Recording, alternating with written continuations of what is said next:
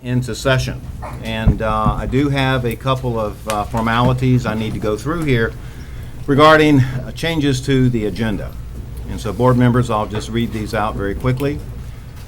Section 2, approval of the agenda. 2.1, changes to the agenda and approval of agenda. Consent agenda, the order of consent agenda items were adjusted at the request of the superintendent. Item 8.13, ESE additional staffing for fiscal year 2019-2020, Florida Department of Education on-site monitoring recommendations, was moved to discussion agenda 10.1. Discussion agenda added item 10.1, moved from consent agenda item 8.13, ESE additional staffing for fiscal year 2019-2020, Florida Department of Education on-site monitoring recommendations. So, board members, that takes us through the changes, and so I'm looking for a motion to approve the agenda. So moved. Second. Motion by Mr. Bryant and a second by Mr. Destin. Any discussion regarding the agenda? Seeing none, let's vote. All in favor? Motion carries 5-0. All right, moving on to recognitions. Mr. Horton, I appreciate you sitting in for Mr. Chambers. I understand he's on the way. And so we have item 3.1, recognition of Fort Walton Beach High School boys doubles tennis team FHSAA Class 3A champions, presented by the superintendent. Mr. Horton. Yes, sir. Thank you.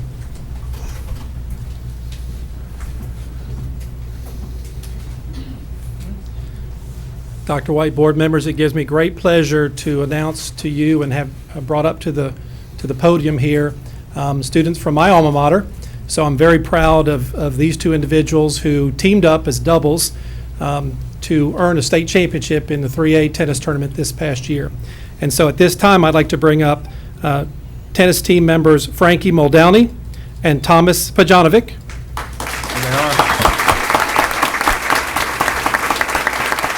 Mr. Destin.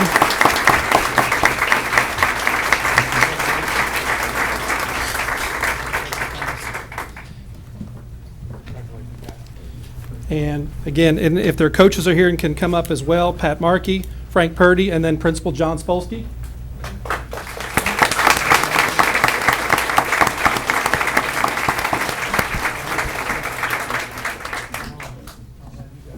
The superintendent will be here momentarily, so he'll sign these and make them official. But again, congratulations. Does this look like a basketball team? I feel undersized all at once, but if we can do the honors. So this is coach for the 3A FHSA tennis doubles state champions, and then we'll get pictures.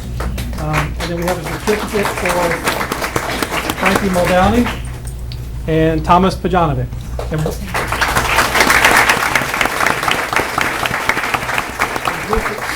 Mr. Spolsky is available to say a few words, and the coach would like to say a few words. Before I do that, what was the score of the finals match? 6-1, 6-2. 6-1, 6-2. So, Coach? One of the things I'd just like to mention, or the thing, is that it wasn't only a good season, it was an undefeated season. They did not lose a set throughout the whole season. And I've never been more proud of these guys, or anyone else that I've ever coached. Congratulations. Thank you. We did a little something. They're going to have their certificates, and their rings are about 5 weeks out, Mr. Horton. But we did a little plate for them in Wimbledon style. Yeah, there you go.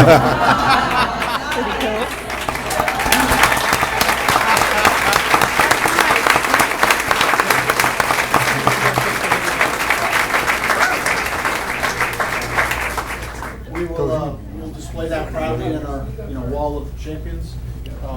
And so these guys, as they move on, Frankie's a senior and Tomas is a junior. So we expect them to go do some great things out there, not only in the courts, but out there in the world. They're great guys.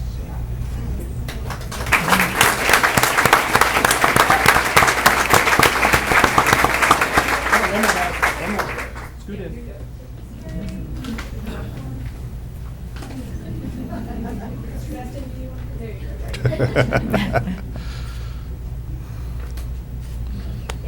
Dr. White, I know you like to play tennis, but Yep. we had him gunned out there a little bit. You're serving at 124, 126. I don't play like that. No, sir. Congratulations. Good job, fellas. Congratulations. Excellent, excellent, excellent. I like that trophy. That is neat.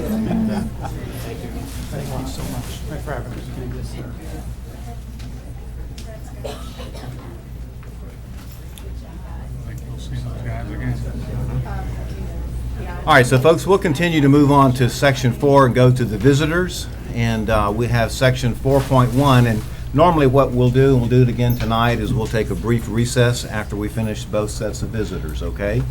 All right, so 4.1, Ms. Cindy Holmes, Resource Development Director, and Mr. Rick Owen, President, CEO of United Way of Okaloosa Walton Counties, appreciation of contributions to the United Way. Mr. Horton. Dr. White and board members, Ms. Holmes and Mr. Owen are here today to highlight some of the great things your employees have done over the past year in terms of making contributions to the community. It's a small thing for every individual, but when amassed, it becomes something very impressive. So I'd like to thank them for being here tonight to share with you some of the good news that your employees have been responsible for this year. Awesome. Sir. Welcome, welcome. Thank you, honorable members of the Okaloosa County School Board. Thank you so much for giving us the opportunity to come and receive this check for the work of your faculty and staff in our campaign this last year. Thanks in no small part to the tremendous efforts that they put in. Your United Way just awarded $430,000 worth of grants to programs in our community, and a total gift back to the community, including all forms of charitable giving back, $745,000, almost $746,000 back to the community of Okaloosa and Walton. Thank you. Yes, sir. Thank you.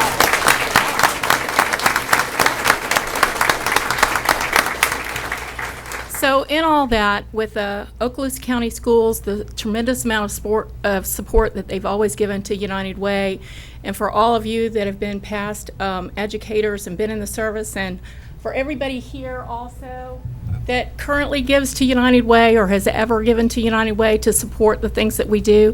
Last year we had a total of $83,123 from the faculty and staff of Okaloosa County Schools. Wow.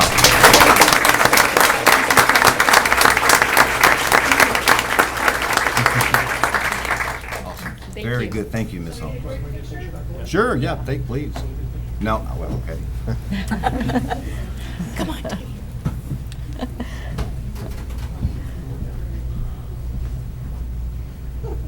That's great.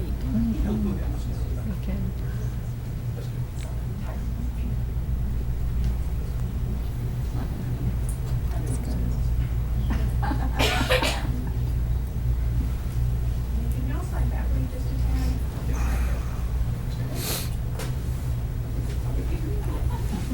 Tim, is this from you? Ma'am? Is this from you?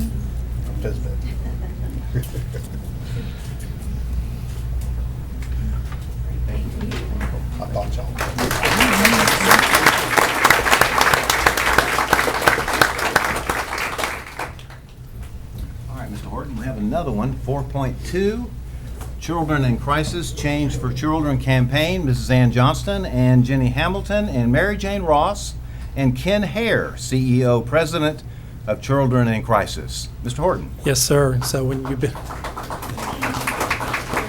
you've worked in the district as long as I have, you see the same organizations time and time again doing great things for the community, and Children in Crisis is certainly one of those. And so year after year, they're providing services for children in need, and we certainly appreciate them coming tonight and sharing with us the results of the efforts of some of our students. So at this time, I'd like to bring up Ms. Johnston, Ms. Hamilton, Mary Jane Ross, Ken Hare, who's the CEO and President of Children in Crisis, and we also have Kitty Johnson here this evening. Oh, very good. Welcome, Ms. Johnson. Thank you. I appreciate it. And I thank you all for seeing me again. I was here recently for Okaloosa Public Arts. So thanks for letting me come before you as a volunteer. You know, several of us do volunteer work in 2 or 3 areas in the community. So we appreciate the opportunity to come before you tonight on behalf of CIC, Children in Crisis, and the neighborhood for those children. The children's neighborhood, as most of us know, is located on Luke's Way in Fort Walton Beach. Tonight, we have myself, Ann Johnston, a retired teacher volunteer. Ms. Hamilton sends her regrets. She is not able to be here tonight. We have Mr. Ken Hare, who is CEO of Children in Crisis. We have Ms. Mary Jane Ross and Ms. Kitty Johnson, who are the leaders of Change for Children in our county. And they do a lot of the going from school to school and doing the work related to that. And we also have Allie Noah, who is our CIC Development Coordinator, who works along with Ken Hare. Change for Children is the donation campaign done through the Okaloosa County Schools for Children in Crisis, for those of you who might not be as familiar with it. We want to say thank you to our superintendent, especially Mr. Marcus Chambers, and to each of you as school board members individually for allowing us to do Change for Children through our Okaloosa County Schools each year. You may have some Change for Children information there to refer to. If you decide to at some later time, it will give you some additional information. This is our 13th year of the Change for Children donations. We actually started the donations before the neighborhood was completed. I believe it's 11 years for the neighborhood altogether, and Ken will tell us a little bit more about that. The neighborhood has served over 900 children during the time it's been operating. CIC children are the abused, the abandoned, and the neglected children from our community. All monies collected from Change for Children goes directly to the children and their needs, and that would be food, clothing, school supplies, and other personal items that are needed. Our ADK, Alpha Delta Kappa, is a retired teachers organization, and we are the group that goes into the schools to coordinate this collection of money. We work with the principal and the principal's school contact person. And that person is always designated by the principal. So we are all, as we go into the schools, we want to assure you that we are all retired professionals ourselves. And we come back as volunteers, of course. We have continued our concern for children after our retirement. And we have individual schools that we are sort of assigned to as volunteers in this Alpha Delta Kappa organization. My school, for instance, is Fort Walton Beach High School under the leadership of John Spolsky. And I don't know if Mr. Spolsky is still here tonight, but I want to take this moment to personally thank him for his donations to CIC. We appreciate him and his school. Each school collects varying amounts of money each year, varying amounts of donations for the children. Many times they do that through fun activities. So this is actually, you might think of it as children helping children. And that's important in many ways. It's important not only in the donations we get and distribute to the children in the neighborhood, but it's important for the children who are making the donations. It's important for them to see that they can make a difference, and they do make a difference, you know, with the things that they give. It's a great community service. We want to say thank you to all of our schools who participated. We appreciate you, and now I'm going to ask Mr. Ken Hare to come up. As I said, he is CEO of Children in Crisis, and he will be presenting, along with some help from these ladies over here, he will be presenting plaques and banners to these banners that can be displayed, say, in the lunchroom, that sort of thing, banners to these individual schools. So Allie Noah, the one I mentioned who works with Ken, Mary Jane Ross and Ms. Kitty Johnson will be helping him to make these awards and distributions. Thank you very much. Thank you. Welcome, Ken. Thank you, Ann. Again, thank you, Chairman White, members of the board, and please pass on my thanks to Superintendent Chambers if I miss him. Thank you for allowing us to be here tonight to recognize Change for Children program and the top fundraising schools in Okaloosa County. For the first time, along with a plaque, we will be presenting a banner donated by Fast Signs of Fort Walton Beach to each of the top fundraising schools to display in their school for the next school year, so the students in these schools will be reminded and proud of their generosity. All participating schools have made a difference in the life of a child, a big difference. And thanks also to Allie Noah and our wonderful team of volunteers. The 4 categories of schools tonight are high school, middle school, elementary school, and community schools pre-K through 12. In the community school pre-K through 12 category, the top fundraiser is Southside Primary, which serves pre-K through 2nd grade and has approximately 370 students. With a full color run, they raised over $2,300. Would Principal Hahn and school sponsor Dukes please come forward?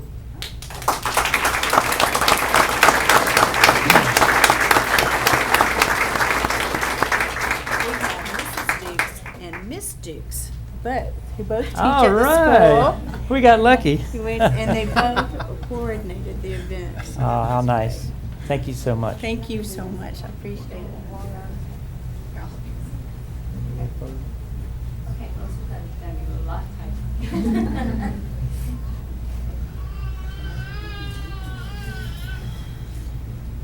And if you would stay, three of you please, until we're finished, so we can get a group of everybody, we position them like a Thank you. Thank you all. Y'all, that's the most precious school to work with in the whole. Yes, it is. In the elementary category, the top fundraiser is Destin Elementary. This is, yes.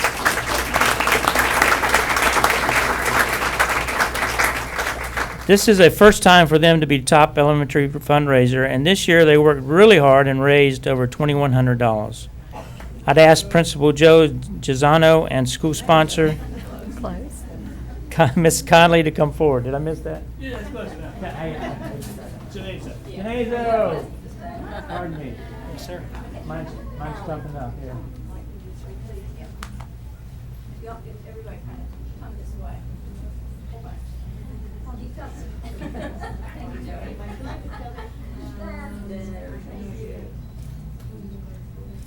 Perfect. Thank you.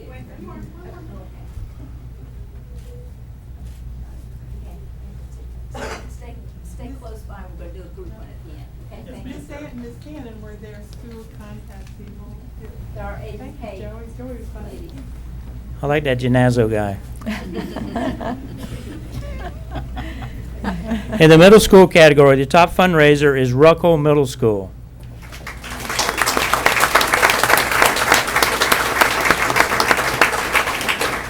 No surprise, they've been the top fundraiser in this category for the past 8 years. This year they raised almost $2,000. And I asked Principal Whidden and sponsor Beecham, please come forward.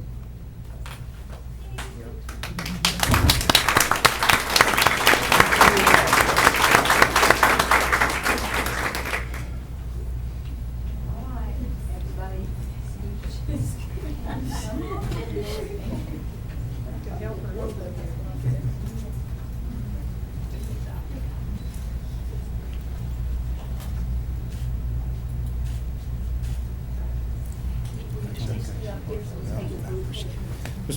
Mr. Chairman, may I say a Yes, quick sir. word? Yes, sir, Mr. Whitten. Thank you. I won't take long. I want to say a quick word about Miss Beecham. She's retiring this year.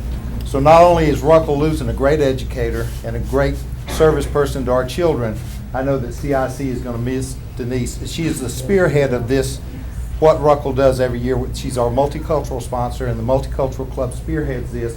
So I want to thank publicly Miss Beecham for her fine service at Ruckle, but even equally as well, her service to our community. Thank you, Ms. Beecham.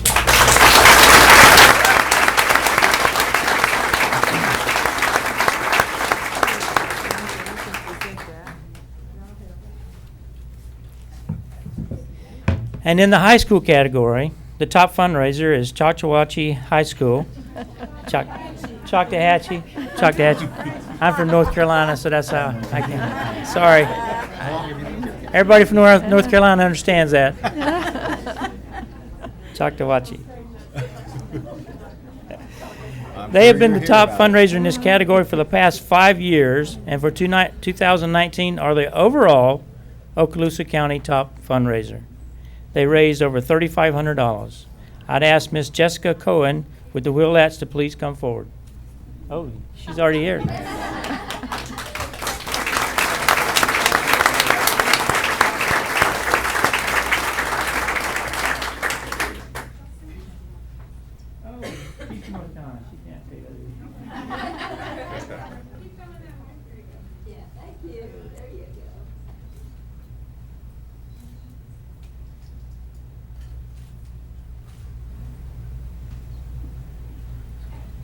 Thank you. Thank you, Board. Appreciate all you do for us and the schools.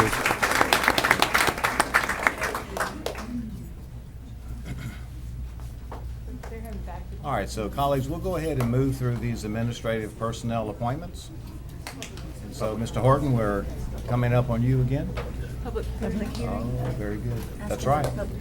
All right, so what we're going to do is we're going to take a recess from this school board meeting, and we're going to reconvene into public hearings. So colleagues, if you'll slide all the way down on your computer there. Folks, we have 3 public hearings to conduct. Usually doesn't take very long. So we'll do these in the order that they are presented on the agenda.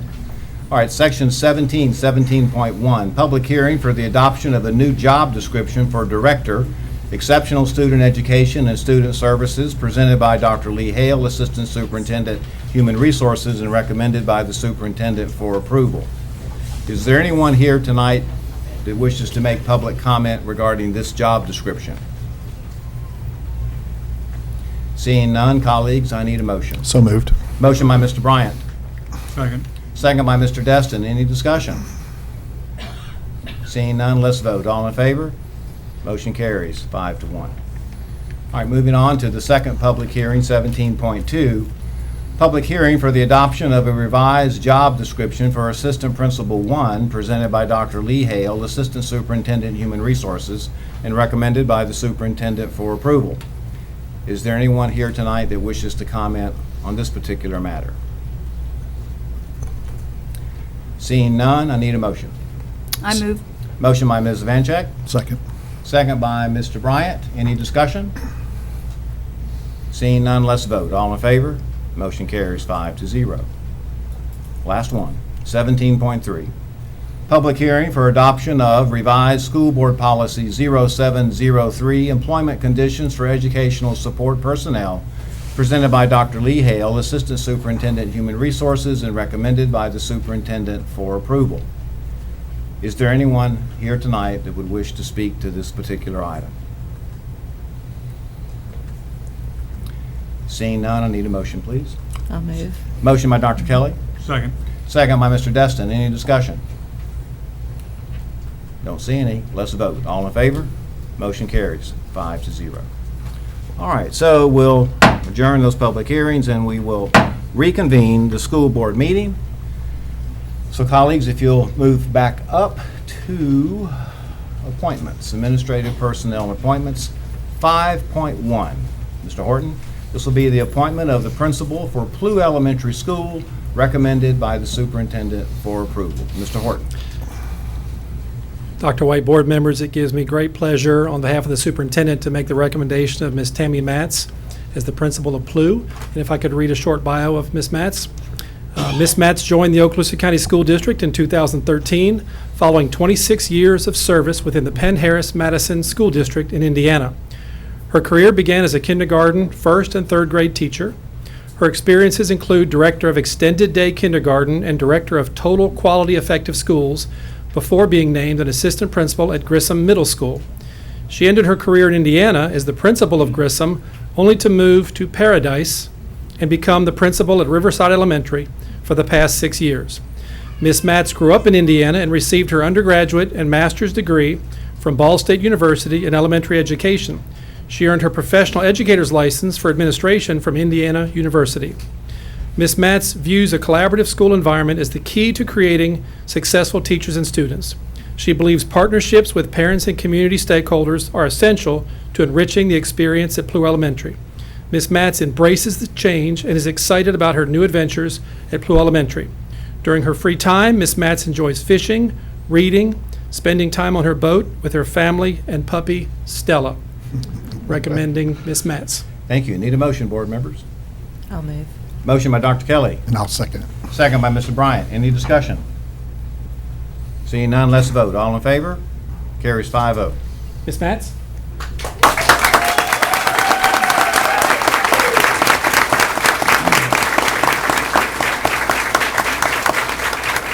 Congratulations. Thank you very much, especially to Superintendent Mr. Chambers, who's not here. I appreciate the recommendation.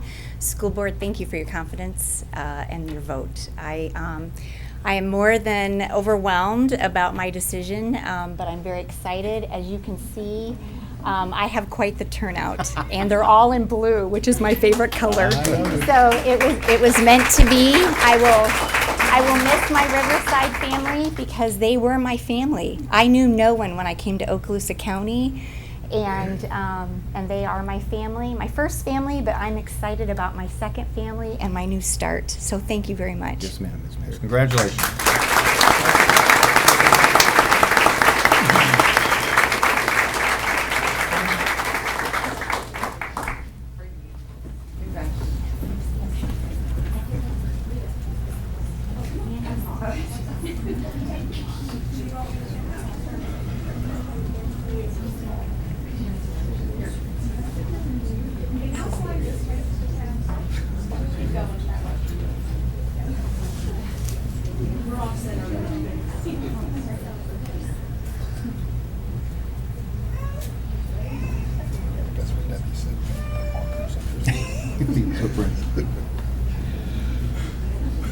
Congratulations.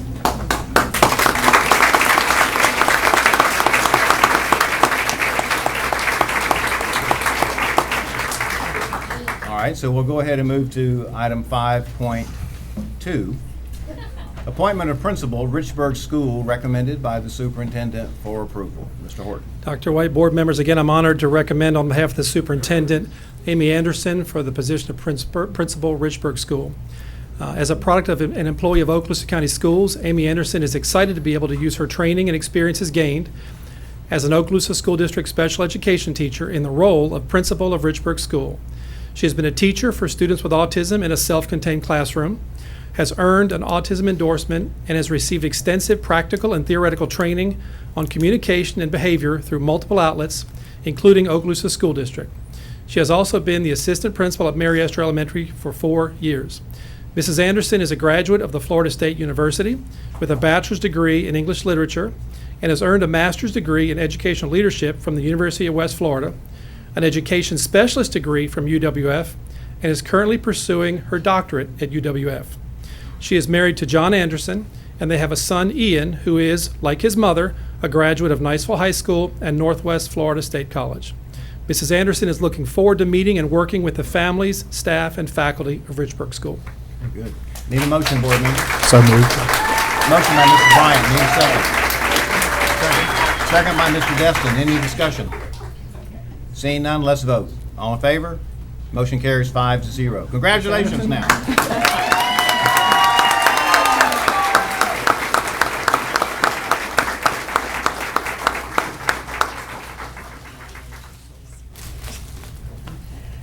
Thank you very much to the board. I appreciate that. To Superintendent Chambers. I am dry mouthed but excited. I want to thank my family, of course, for supporting me, for my Mary Esther family, who is very sweetly here today, for my Richburg family, who is here, and my Lewis family, who is also here. I am excited. I'm ready to go. I also want to thank Ms. Sweet, the principal of Silver Sands, for joining us tonight and encouraging me. Excellent. Thank you very much. Awesome. Congratulations.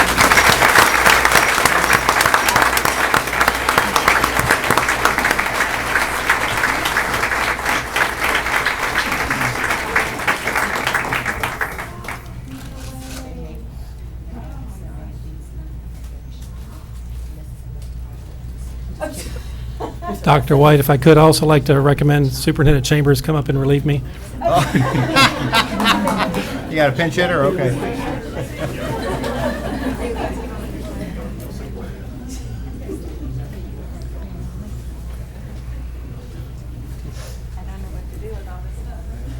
Good job, Mr. Horton.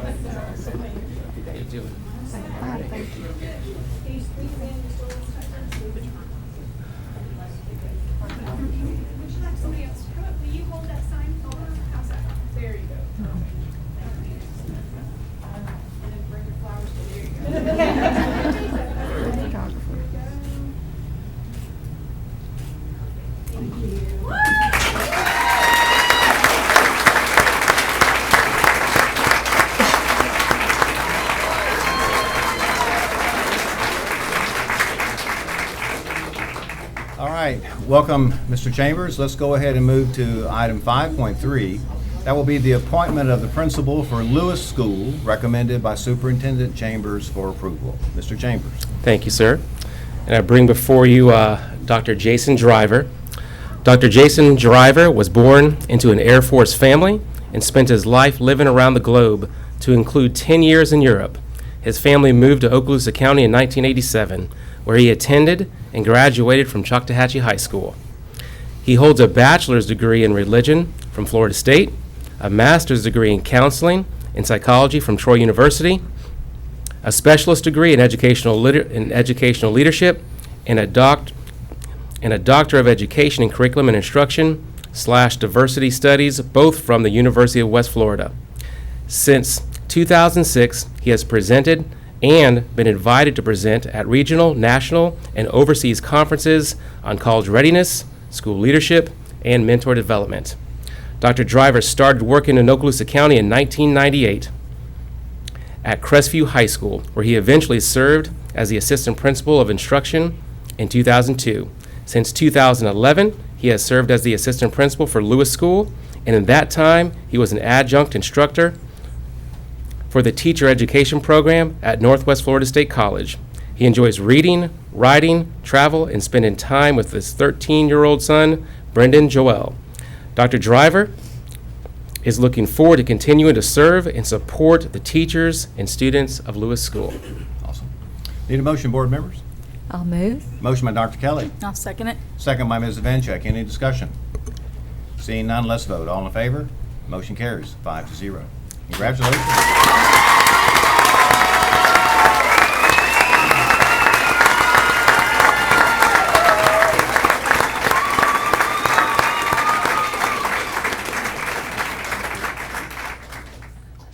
That's a lot to live up to. I'd like to thank the superintendent for his support always and his belief in me. I'd like to thank the board. And I think I would be remiss if I didn't thank the other people from the school district who have supported my school and myself throughout the years. Ms. Lightbourne, Mr. Palmer, Mr. Horton, Dr. Hale. This is a real privilege for me. I've been doing this a long time, and I can tell you that I think it's one thing to be a principal. It's one thing to be a principal of a good school, but it's an absolute blessing to be able to serve people like these ladies and gentlemen back here and the students and the parents of Lewis School. I can't thank you enough. I will fight every day to live up to this, and I really do appreciate that very much. So thank you.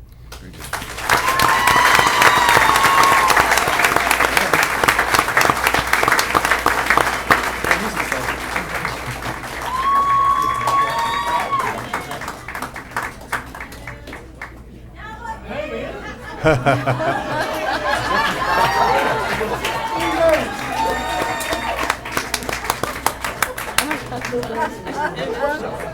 think he's retiring. I love it. When the word sucks. Would have gone up there, but he didn't find me, so it's okay. It's easy. No, I'm easy.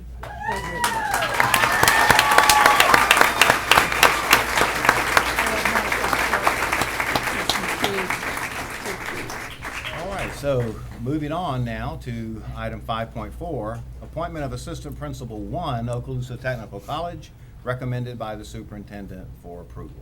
Mr. Chambers. Thank you, sir. And I bring before you Mr. Scott Herkamp. Mr. Herkamp is a product of the Okaloosa County School System.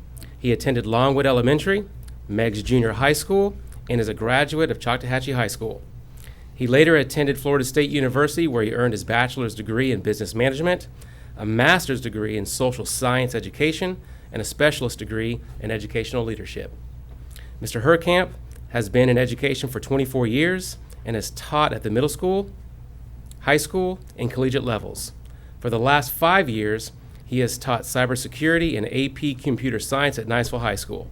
During that time, he has helped grow the cybersecurity program from 50 students to more than 140, while at the same time increasing the rigor by providing his students the opportunity to earn a multitude of industry-based certifications. This year, many of Mr. Herkamp's fourth-year students will be graduating, having earned 4 Microsoft certifications and up to 3 CompTIA certifications, including their A+, Net+, and Security Plus certs, all of which are in high demand in today's workforce. As you can tell, Mr. Herkamp has a passion for career and technical education. If approved, his new role at Okaloosa Technical College will be to help OTC meet its mission of serving our community by providing our students with access to the training, skills, and certifications that they will need to successfully take their place and excel in our ever-changing workforce. Very good. Need a motion, board members? I'll move it enthusiastically. Motion by Mrs. Vancheck. Second by Mr. Destin. Any discussion? Seeing none, let's vote. All in favor? Motion carries 5-0. You still only get one vote.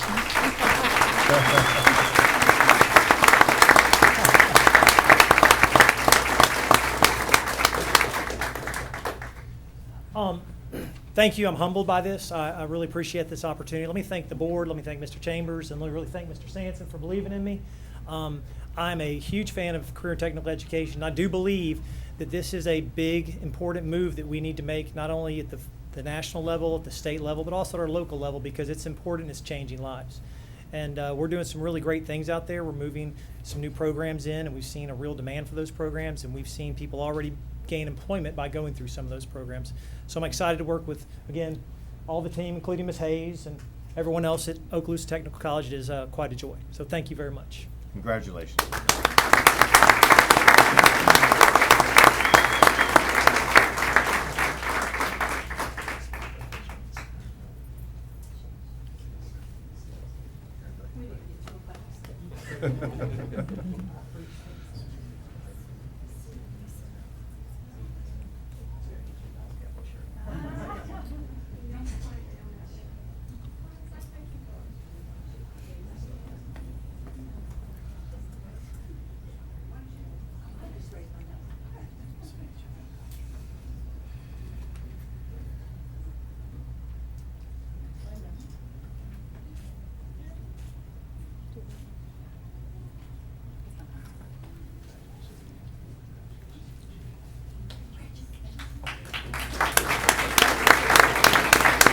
Congratulations again. All right, so we have one more, Mr. Chambers, and that will be item 5.5, appointment of Assistant Principal 2 at Longwood Elementary School, recommended by the superintendent for approval. Mr. Chambers. Yes, sir. And I bring before you Miss Lisa Jones. Lisa Jones graduated from the University of West Florida with a degree in biology and medical technology and spent 10 years working in a hospital. She soon realized that she had a passion for teaching children, so she began her teaching career in Escambia County. In 2001, she moved to Okaloosa County, where she began teaching biology and coaching cheerleaders at Niceville High School. During her time at Niceville, she continued to grow as a classroom teacher, but it was her participation in a 3-year-long biology partnership where she collaborated and built a relationship with educators statewide that started a new goal for her professional career. In 2008, Ms. Jones went back to UWF to earn her master's degree in educational leadership. She joined Curriculum and Instruction in 2015 as a science instructional coach for the district. It was this role that allowed her to see the broader vision of how all the pieces work together for students to accomplish great things. As an instructional coach, she has written and facilitated professional development for teachers, ranging from kindergarten through biology. She has supported individual teachers in the classroom by modeling lessons with embedded ELA and math strategies. At the state level, Ms. Jones has served on the Biology EOC Test Item Review Committee for the Florida Department of Education, and she has served as a content writer and facilitator for the State of Florida's Summer Science Symposium. Ms. Jones is committed to helping students achieve their full potential by empowering them to be successful in all areas of their education. She is thankful for the love and support of her family, her daughters, 2 son-in-laws, and her precious granddaughter, Annabella. She is also thankful for the great friends and coworkers that she has worked alongside every day. All right, so I'll pass the gavel, Mr. Bryant, and I'll make the motion for her appointment. Okay, we have a motion on the floor I'll second. and a second. All those in favor? Or any discussion? Yeah. All those in favor? And the vote passes 5-0. Congratulations.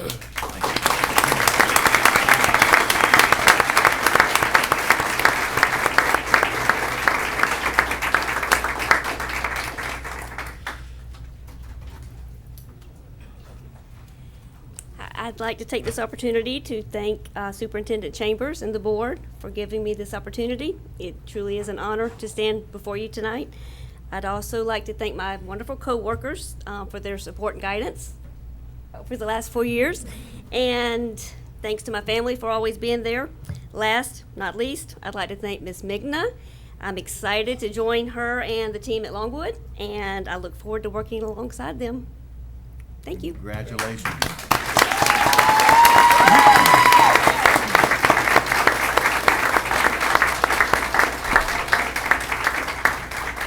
And the whole team is here. Ah, very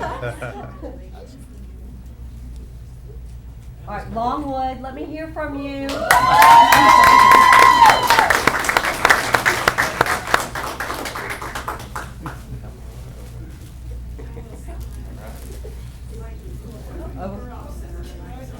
Put your family in here. A little one. So cute. Stand in front of me. Don't pull back. Yes.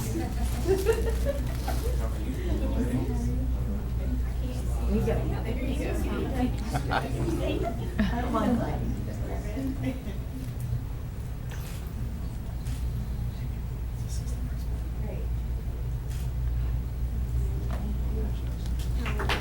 All right, congratulations.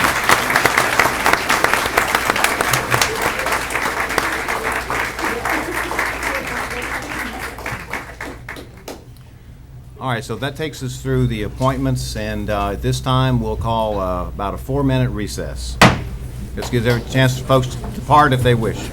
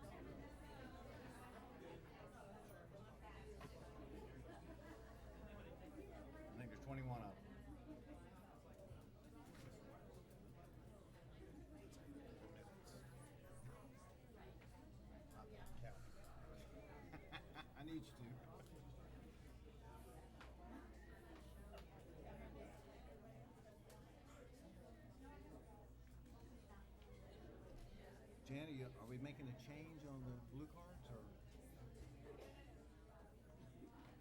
I won't read it. I'm not gonna. Thank you. We're good. We're good.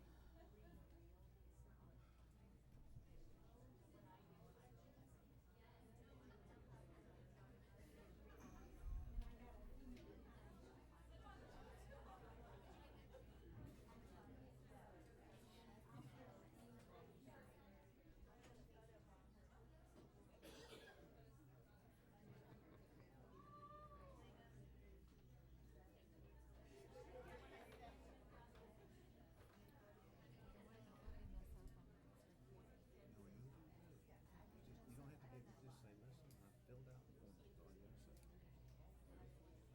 Or you filled it out. Okay, that's all you gotta say. I recuse myself, I completed the paperwork with the attorney. That's it.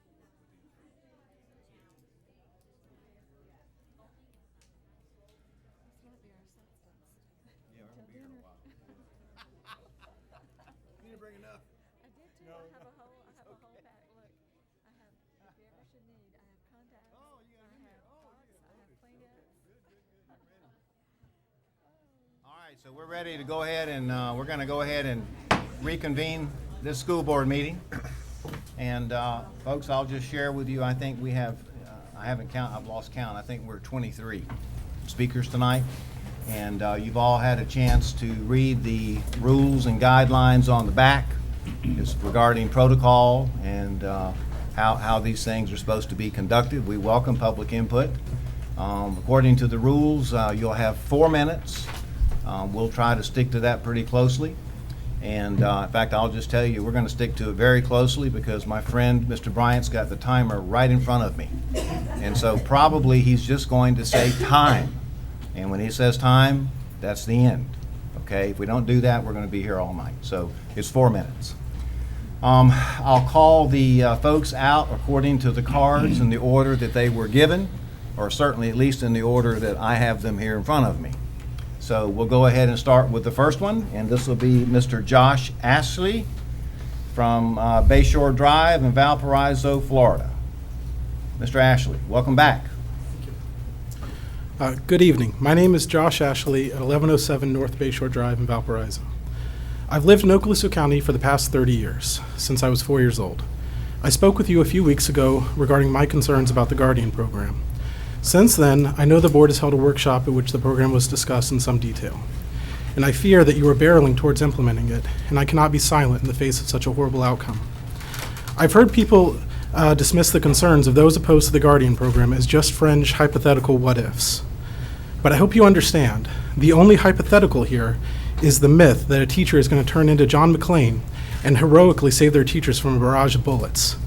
And in feeding that myth, you are ignoring the grave and very real risks of putting guns in my kids' classrooms. Here are some simple facts. In 2018, there were 24 school shootings resulting in injury or death across the United States. There are 98,277 public K-12 schools in the country.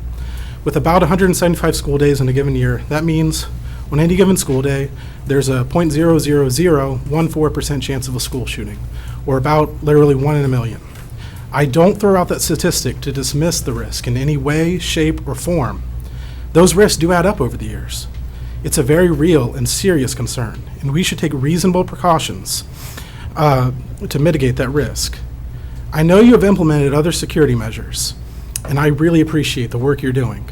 I would encourage you to do more, including increasing mental health services in our schools and doing as much as you can to identify at-risk youth with troubled home lives and getting them the help they need, and increasing anti-bullying services. But we also need to evaluate the risk posed by any security measure. And in the case of arming classroom teachers, it's kind of like drinking cyanide in the mistaken belief that you'll become immune to the poison. It just doesn't work, and it causes far more harm than good. Here's a real-world example from my time in Okaloosa County schools. I was bullied a lot for being this weird, nerdy kid from a working-class family as a middle schooler in Destin.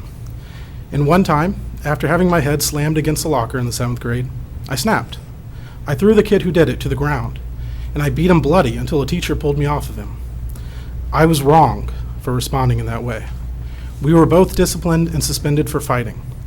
In handing down the suspension, that principal taught me that words have more power in the long run than violence. I treasure that lesson to this day, and I will note that that principal today sits on this school board. I shudder to think what could have happened on that day if the teacher who pulled me away had been armed. Maybe I would have felt it, and in my 13-year-old rage might have made a grab for it. Maybe the teacher would have felt threatened and decided to use lethal force. By any measure, the risk of a real tragedy would have been greatly increased. But none of that happened, because I grew up in a more sane time, when leaders knew not to mix schools, which have always been and will always be fairly violent places, with guns. I know you'll respond that any teachers participating in the program will have to undergo a rigorous 160-hour training program, and that's great. But teachers are human, and they will make mistakes. You more than anyone should know this after a school resource officer left her service weapon in a bathroom just last year. And remember, we have a multiple award-winning SRO program, the best in the state. The fact that well-intentioned people sometimes make mistakes with guns isn't a fringe hypothetical. It's well-documented truth. So here's the question you really have to consider. Is the potential benefit of arming teachers for that 1 in a million day, on which there's no guarantee that they would be of significant help, really worth the risk posed on those other million school days when there's not a school shooting? Please reject the Guardian program. Please don't put guns in my kids' classrooms. Thank you. Thank you, May I- Mr. Ashley. May I enter this into the record? Secretary, right there. Thank you. All right, so the next speaker is Ms. Roxy Chu, Pointer Lane. Doesn't say what city, but welcome, Ms. Chu. Hi. I'm Roxy Tew, 108 Pointer Lane, Crestview, Florida. I was a teacher for 35 years. I've been retired for 4 years now, and it's wonderful. But I'm still concerned about, because it's such an all-encompassing job, it becomes a part of your life. I'm still concerned about the school system. 27 of those years were here, in 9 years in Southside and 18 years in Antioch. So my husband often asks me, why do you care anymore? You're retired. Well, it's the kind of job that you just don't forget about. So of course I'm concerned about the safety of our students and our teachers. And I have a series of questions for you today. I don't expect an answer, but I want you to think about it. And the first question is, as a teacher, I always heard other teachers say that their input was not valuable. So I want to ask you, have you polled the teachers and asked them how they feel about having other people armed other than the SROs? In Osceola County, for example, they polled the teachers. 70% were against it, and the school board there voted not to arm teachers. This is just news that I've been reading recently. The second question, will the teachers be as equipped and protected as the SROs? Will they have the bulletproof vest that I know our SRO was wearing when I retired? Will they have a weapon that's capable of stopping the attacker like many of the SROs have? You know that handguns are not as capable of stopping an AR-15. What about liability? Have you checked into liability insurance and how much it would be if you have randomly armed teachers? And what about the liability of the teacher themselves? Because I know we were always warned by the union, you know, to keep our hands to ourselves and all of that. So I'm just thinking, if there's crossfire or an accident happens, that teacher can be sued personally, from what I understand. So who's going to protect that teacher? I know the teachers' unions have stated that they are not in favor of arming teachers. How will a teacher react if it's a student that they've taught that comes into the school with a gun? How will more guns help deter anything if the shooter is a suicidal shooter who doesn't care, that it ends in his death? How will you pay for all of this? If you train that teacher and if you arm them properly. How will responding officers ID the teacher with the gun and not know that they are the shooter themselves? How will the teacher get to their gun? Because teachers are all over the school, administrators are all over the school, and PE coaches, everyone. Ms. Tu, 15 seconds. Oh, and still protect the students in their charge. Is 144 hours of training enough when you consider it took 600 hours for me to get my Thank you, Ms. ESOL Tu. training? Okay, thank you for the time. All right, I believe I'm saying this correctly. Ms. Leah Van Dusen, Lake Lorraine Estates in Shalimar. Ms. Van Dusen.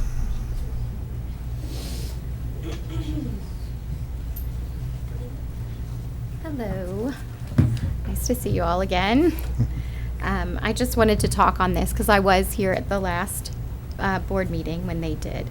And I have some opinions on it, so I'm going to move this down. As a former teacher for many years before I had children, I feel that there are many other things that should be in place before you offer a gun in a school to teachers rather than an SRO.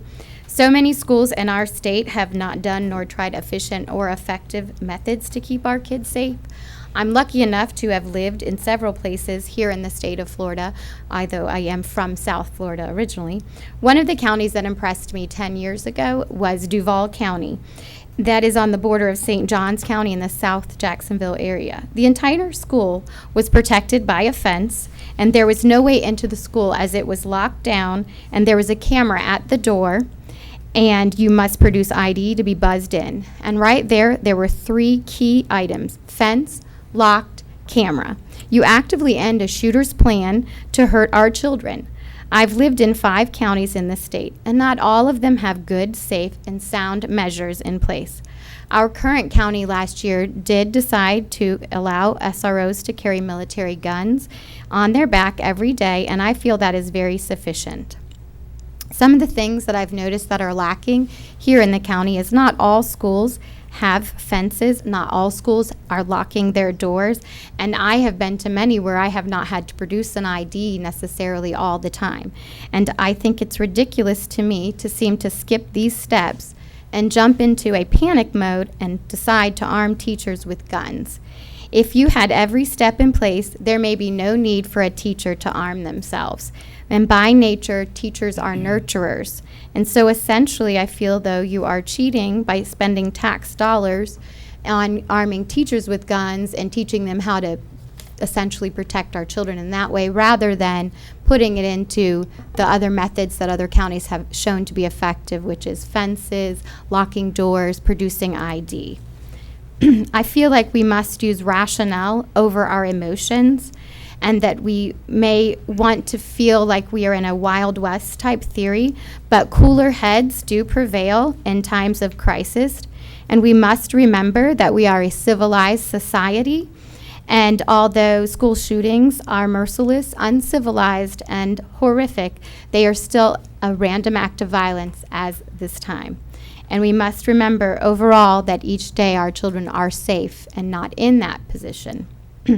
And then lastly, I do want to just draw from personal experience. When we were here last, we did have a gentleman, I know he is back again, who talked about his son being a victim of the Virginia Tech shooting.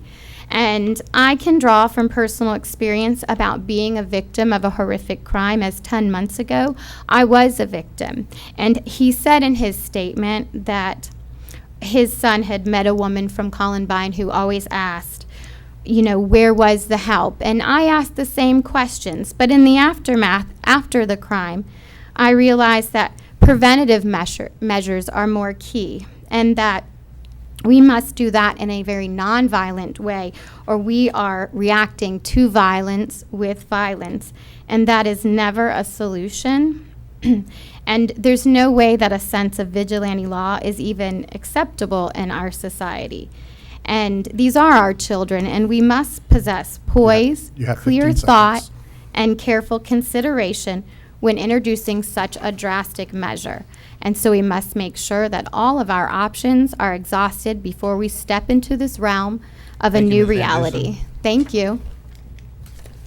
All right. The next speaker will be Mrs. Gay Ellis. Ms. Ellis at 607 Overbrook Circle in Fort Walton Beach. Welcome, Ms. Ellis. Good evening. I am a product of Okaloosa County Schools, and it was another time when we didn't have any problem with guns. We didn't have problem with guns in the school. In fact, a lot of the guys had pickup trucks with guns in the back. But anyway, I think that one of our big problems in our society today is that we have a short attention span. And people tend to read headlines and they don't dig into the facts. So I took the liberty of looking up the text of SB 7030, and I would like to read for the record the requirements for any teacher or staff to voluntarily be involved in the Guardian program. First, they must hold a valid concealed carry license, complete 144 hours of training consisting of 12 hours of certified nationally recognized diversity training, 132 total hours of comprehensive firearm safety and proficiency training conducted by the Criminal Justice Standards and Training Commission certified instructors. And this will include 80 hours of firearms instruction based on academy training models, which must include 10% more, but no more than 20% more rounds than associated with academy training. These are our police officers. They must achieve an 85% pass rate, where the normal academy pass rate is 80%. 16 hours of instruction in precision pistol, 8 hours discretionary instruction with state-of-the-art simulator, 8 hours instruction in active shooter or assailant scenarios, 8 hours of instruction in defensive tactics, 12 hours of instruction in legal issues. They must pass a psychological exam administered by an FDLE designated psychologist, submit to and pass drug tests and be subject to random drug tests, and successfully complete ongoing training, weapon inspection, and firearm qualification on an annual basis. Now, truly, anyone who would submit themselves to this onerous task would be an exceptional individual. I believe that gun-free zones are playgrounds for criminals. And I would like to see all gun-free zones replaced with signs that say our staff may be armed and is prepared to use deadly force. I support the expansion of the Guardian program. Thank you. Thank you, Ms. Ellis.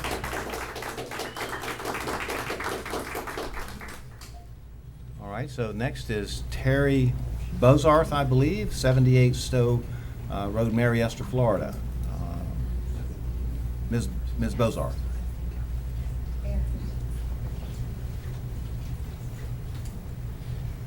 Thank you, Mr. Chairman and school board members.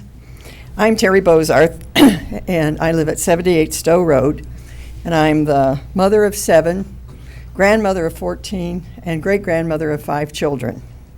Like everyone here tonight, we all want to keep our children safe, but I am concerned about the safety of our children. We may disagree on the ways to keep our children safe, but none of us, with any kind of certainty, can guarantee that our method will work. We can arm teachers, we can harden our schools, We can have active shooter drills, and we cannot guarantee that that any of these things will work. Shooters can do things like blast through the locked door at the school site. They can set off a fire alarm so that when the children are leaving the school, they're shot at as they leave. They can leave a bomb in the cafeteria. All of these things have happened. Reports show that 71% of the shooters felt bullied in school, suffered from depression, and some were suicidal. I urge all you school board members to invest money in mental health services to help children and to identify treatment for potential shooters, and to also deal with the issue of bullying. I have a granddaughter that's now taking school online. She started her freshman year in high school, and because of bullying, decided to withdraw and go to school online. I do believe that the mental health issues are so important, and that we need to be identifying these kids and not just giving them lip service, but giving them real help to try to make our schools safe.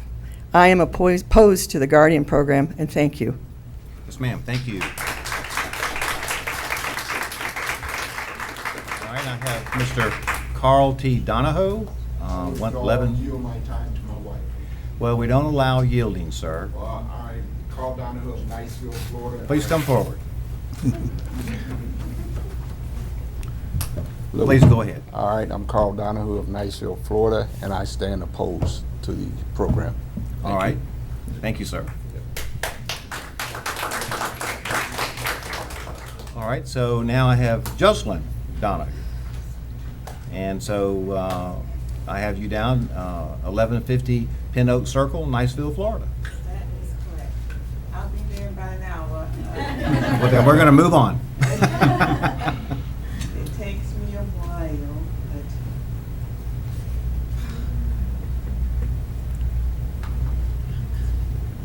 almost there, almost.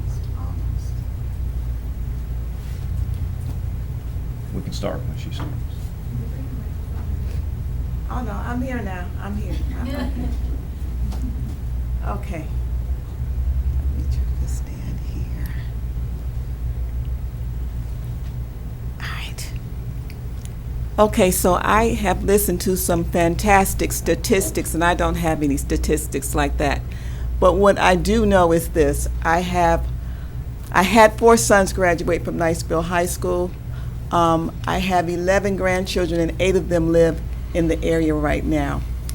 I watch television all the time, and as a black woman who has 7 grandsons, 4 sons, it is terribly scary when you think about a gun and a black man, okay?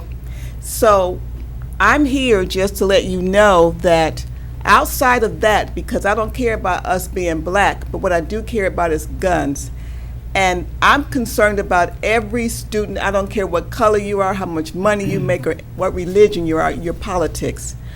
I just think that if a teacher has a gun, there has been so many occasions where, as a mother, you know, you puff up and you want to hit your kid or something. I mean, I used to spank my kids, but I mean, I've had an incident where I puffed up and, you know, you have to think twice, wait a minute, I can't slap them upside the head like that or whatever. So what I'm saying is that I'm afraid that if a teacher has a gun, not every teacher, but sometimes something happens where you feel very threatened, and it is a reflex for you to go.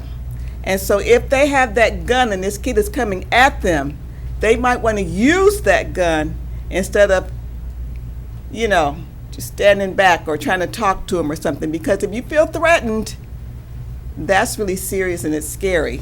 So all I'm saying is I really don't believe, I think there's other ways that we can try to save our kids, but I don't believe having teachers with guns is the way. I don't. And thank you. Yes, ma'am. Thank you.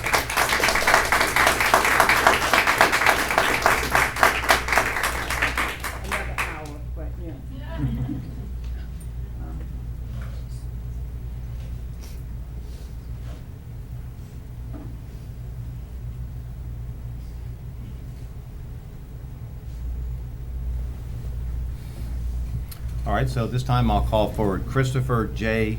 Gravas, 1185 Forest Heights Road for Walton Beach. Welcome, sir. Thank you. I'm Christopher Grafwell, 1185 Forest Heights Circle, and do want to state for the record that I am the Executive Director of the Okaloosa County Republican Party. Ladies and gentlemen of the board, I do want to address you about the Guardian program. First of all, there's a lot of misinformation and just a lot of confusion that's been going around. First of all, this is an entirely voluntary program. No one is forcing any of these teachers to arm themselves. It is merely allowing for those who already have concealed carry permits, who already have their weapons, to go through further training to be able to put themselves in a position to protect their students if and when it becomes necessary. This program is going to provide requires training on par with that of what law enforcement officers provide. And I have heard, as some of the other speakers have said, yes, we do need to be investing in mental health. Yes, we do need to harden the schools, but this is not a zero-sum game. All these measures should be able to work together, should be able to catch where one might fall, something might fall through the other. I mean, if you take a look at the Parkland shooting, that was a failure on multiple levels from the school administration to the law enforcement, from the local all the way up to the federal level. This is meant to. These programs are meant to plug these holes where dangers might seep through. And as far as whether or not one of the teachers or something wants to go off, if they're going to be that kind of person, in the first place, that's someone that would respond that way. Yes, we are all human, but they probably should not be teaching in the first place if they are prone to that kind of behavior. And I will just end by saying that yes, there will be risks with this program. There are risks in every single thing that we do in life. But would you rather have a marginal risk, or would you rather set an environment where there's 100% chance that you decided not to allow for self-defense? Thank you, and I have some information to distribute. All right, please give that to the secretary. Thank you, sir. All right, so the next speaker I have here is Michelle Hickerson, I believe, James Avenue, Valparaiso.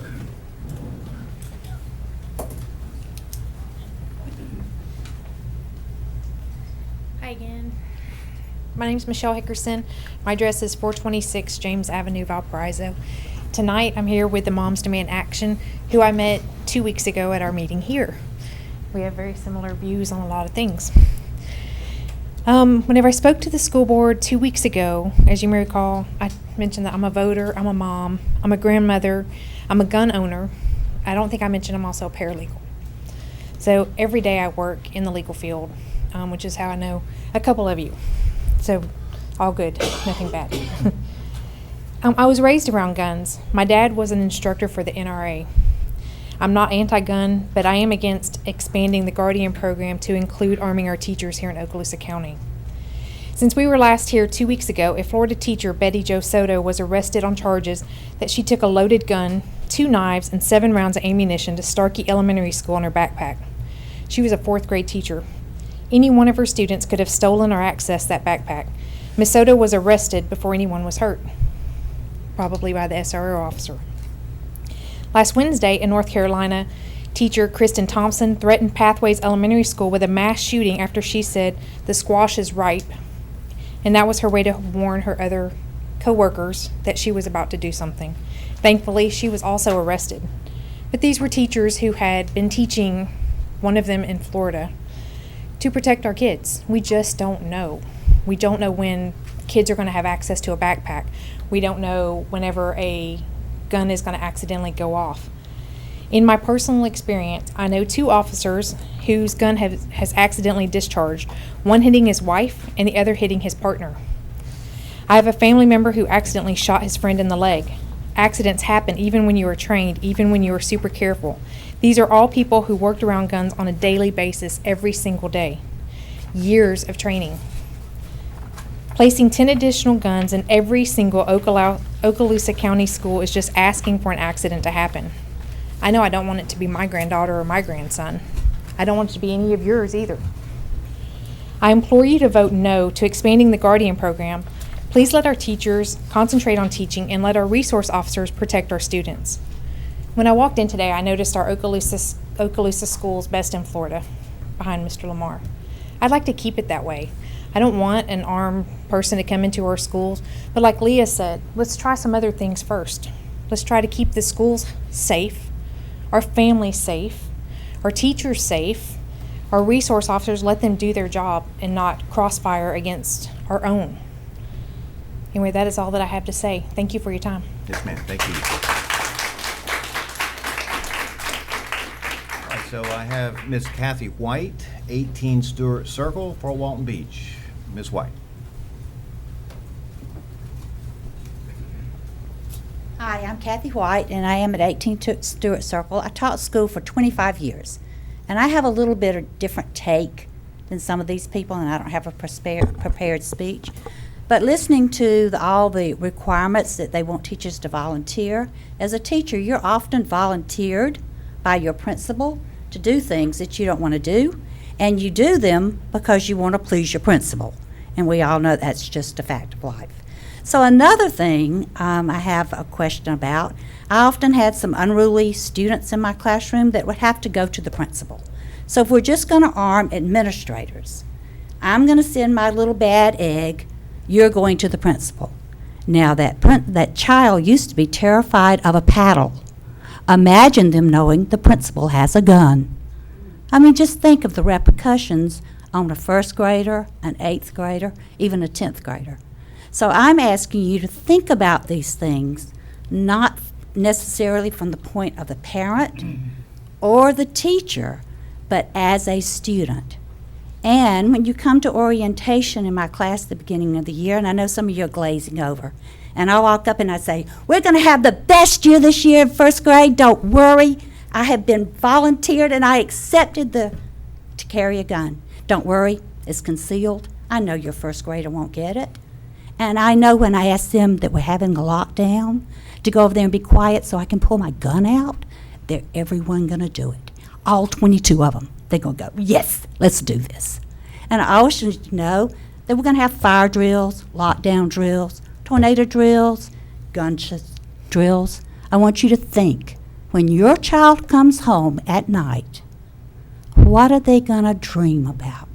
Are they going to dream that I'm going to go to school tomorrow and have a great day? Or are they going to go home and dream, if I get in trouble at school, I might get shot? That is the reality. That's what they see on TV.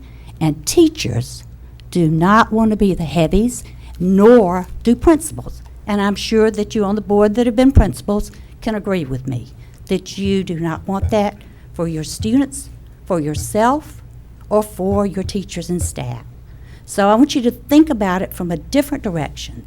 And also remember, teachers, when they get training, it's a volunteer training. That's in the summer. That's on their own time. They are not paid. So all these factors that all of you already know, please take them into consideration and think about that when you make your decision. Thank you. Thank you, Ms. White. All right, so I have Ms. Beth Bear from Niceville, Florida. Ms. Bear? Did I say that right? You did. All right. Good evening. My name is Beth Bear, and I do live in Niceville, Florida. Okay. I'm here to speak out against arming teachers in Okaloosa County. Arming teachers will increase risk of harm to our students. It will not increase their safety. Studies have shown that guns do not protect gun owners from being shot. The risks associated with gun access greatly outweigh the likelihood of self-defense use. People successfully defend themselves with a gun in less than 1% of crimes, but the presence of guns in the home significantly increases the risk of gun death for household members. The presence of gun in schools also increases accessibility and therefore the risk.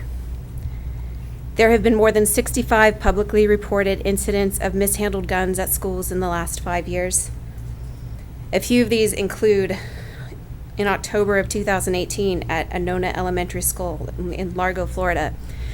A substitute teacher's loaded gun fell from his waistband while he was doing a cartwheel. In March 2018 at Seaside High School, Seaside, California, a teacher unintentionally fired a gun in class during a safety demonstration. Fragments from the ricocheted bullet lodged in a 17-year-old boy's neck. In April of 2019, Aurora West College Preparatory Academy, a school administrator was arrested after bringing a gun to school and used it to threaten other staff members. In December 2018, in W.T. Chipman Middle School, Delaware, a middle school wrestling coach got into an argument with a 13-year-old student during practice. The coach tried to choke the student victim and pulled out a handgun and pointed it at the student. More guns in schools means putting students in harm's way. There is a strong opposition to arming teachers. 7 out of 10 teenagers, 8 out of 10 teachers, 7 out of 10 teenagers, 8 out of 10 teachers, 7 out of 10 parents all oppose arming teachers. Of the 67 Florida school districts, only 25 have utilized the Guardian program.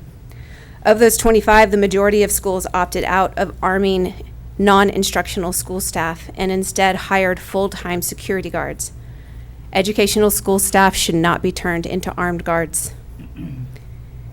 The shooting accuracy of even the most highly trained law enforcement officers significantly decreases in stressful situations such as gunfights.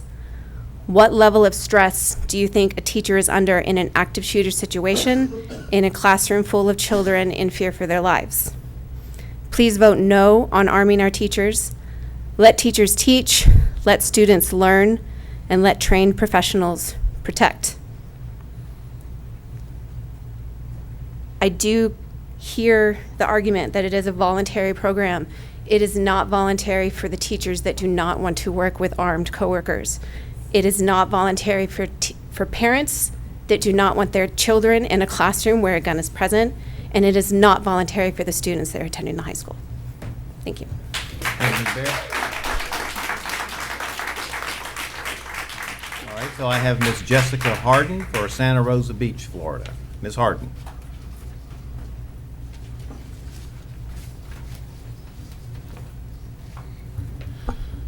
Hello. I think it's important to begin with saying that we're all here because we care about the safety of the children attending school. School safety is an emotional topic regardless of how each of us think it should be addressed. Sometimes it's more beneficial to make decisions using logic as opposed to emotion. History has shown time after time that waiting for more information is oftentimes better than having to walk back a hasty decision. We do not have much information on how the initial Guardian program has aided or hurt schools who opted into the program. Now we're discussing expanding the program to include arming teachers. We should consider in what capacity we might opt in. Are we arming teachers or are we hiring more SROs? Are we now going to not only expect a teacher who has taken 140-something hours to tactically clear classrooms, assess the situation, and make an accurate shot, and also deal with the emotional fallout from taking a life? Soldiers, law enforcement officers who have trained extensively have issues dealing with taking a life. Who's going to be financially responsible for continued treatment of a teacher who has PTSD now? Are we training teachers to be marksmen? What will the outcome be if they miss the shooter and hit a bystander? Who will assume the insurance, the responsibility of the lawsuit? The teacher? The county?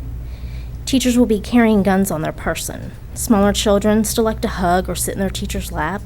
The guns will be at eye level. The potential for an accidental discharge is just too great. Older children could overpower a teacher and take the gun, meaning a child no longer has to worry about getting a gun into a school. We're providing them easy access. How often will the teachers be submitting themselves to psychological evaluations?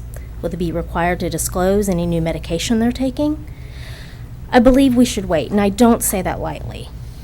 We should wait and see how this program helps or hurts the counties who are opting in. Let's have some information before we make such a huge decision. Let's allocate funds to better secure our schools, hire more resource officers. We shouldn't be arming teachers. We should be freeing them and letting them teach better. Thank you. Thank you, Ms. Harden. I have Ms. Patricia David. Ms. David. Welcome, Ms. David. I live in Crestview. I have 16 grandchildren, 2 of which have already graduated, 2 of which have not started school yet. Of all the others, they have gone through Okaloosa County schools. I am in support of the expanding of the Guardian program.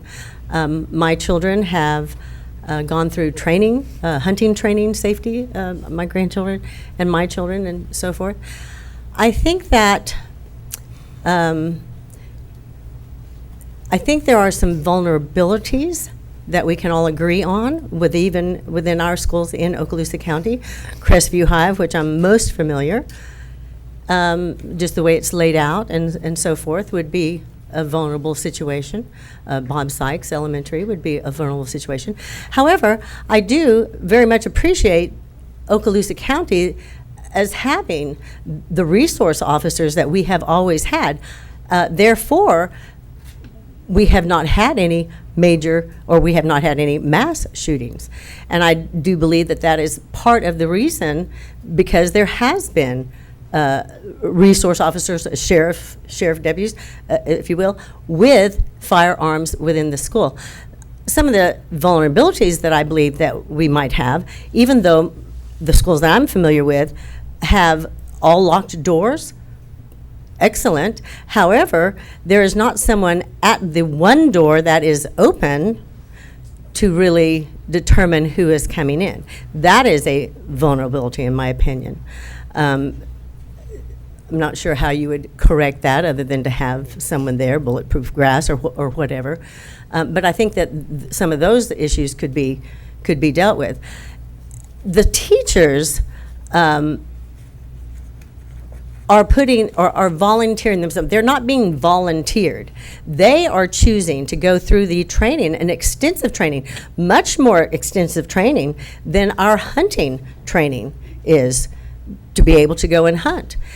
So they are allowing themselves to go through this training and then to decide if they are able and capable of doing this. They are not going to go hunt, such as an officers, SWAT or whoever would be going to hunt a shooter down to find them and clear the classrooms. No, they would be protecting their classroom and possibly being able to actually stop a shooter much sooner than if that shooter were to get into a large portion of the school. So I think there are pros and cons. I am for the expanding of that, and I think that I really actually believe, though, that we don't always show up and show our support on our side of the aisle. We're not as organized or coming out. We may do mailings and callings and so forth like that. But I think that there is great support, even though you might not see it right here in the school board. Thank you. Thank you, Ms. David. All right, so I have Ms. Laura White from Niceville, Florida. Ms. White?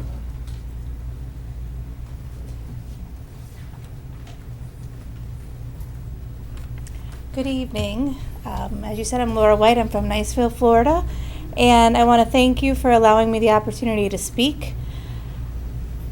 I come to you tonight as a parent of a child in the Okaloosa school system and as a member of Moms Demand Action, and I'm here to urge you to vote against expanding the Guardian program in Okaloosa County. I had the opportunity to speak at the last school board meeting to raise my objections to allowing our children's teachers to be armed within their classrooms. That evening, I heard both sides speak, and I heard the word protect being used often. Please know I am not against protecting our children. It seems that daily we hear stories of atrocities that happen within our country. We hear of children taking loaded weapons to schools. We hear of children being injured or killed in schools. We have a crisis in our country. It is not the responsibility of our children's teachers to arm themselves to resolve this crisis.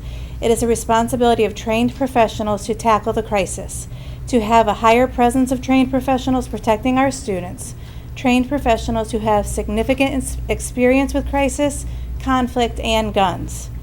It is also the responsibility of society to look at mental health, open up a dialogue, and create a society where a child does not feel the need to take a gun to school.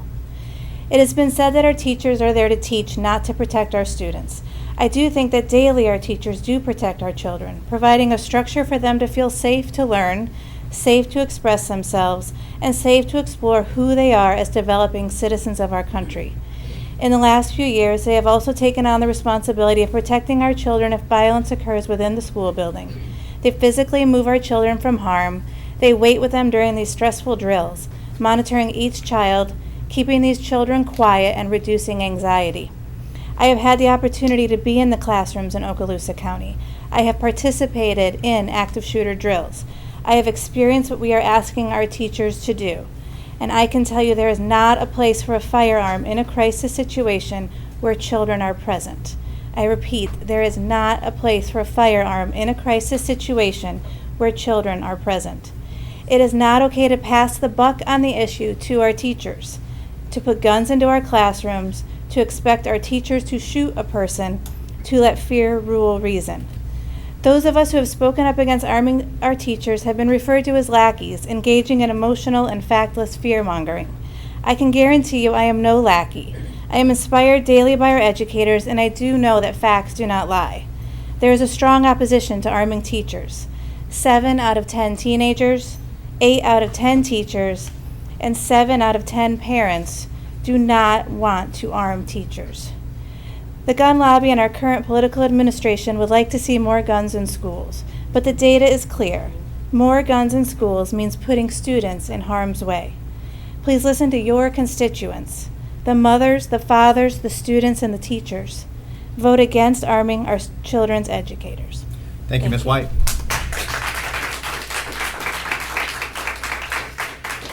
Ms. Bryn Hansen, I believe, from Troon Drive in Niceville, Florida.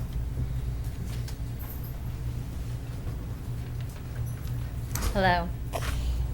Thank you for the opportunity to come here and speak. My name is Bryn Hansen, and I live in Niceville, Florida. I'm here to speak to you in opposition to the Guardian program being implemented in Okaloosa County. I think we can agree that the issue of school safety is one of supreme importance, but I must question and challenge the response of arming school educators as the best response to the threat of school shootings. Why is there such a rush to arm our educators? Have we already implemented all of the nonviolent security measures at our schools? Like an earlier speaker, I know that there are schools nearby that would benefit greatly from infrastructure improvements to make a more secure school environment. I have gone without ID, seeking information from a teacher, and walked into a school environment where I had no student present. I was not stopped. I was not asked for ID. That situation should not exist here in Okaloosa schools. Also, we can certainly implement some of the same measures that were put in place in response to Columbine, like the Safe to Tell website and an app where students can share concerns about what is going on in their school environment. We have a strong SRO program in our county. They are a visible, integrated part of school security on our school campuses. Let's keep school security to the professionals and the teaching for teachers. As I left the house this evening, my middle schooler said to me, "Mom, will I know if my teacher has a gun?" I said, "I don't know, baby. But I've got to think that we will try everything we can do to keep schools safe before we decide to put more guns in schools." He looked at me and he said, "Okay, Mom, but if they have guns, I want to be homeschooled." Children know that guns do not belong in schools. Please make our schools safe through proven methods of fences, security doors, cameras, increased counselor presence, and our highly trained SROs, not through armed staff and teachers. that the teachers of Okaloosa County continue to make our schools the best in Florida. Thank you. Thank you. I have Brian Phillipson from Mary Esther, Florida.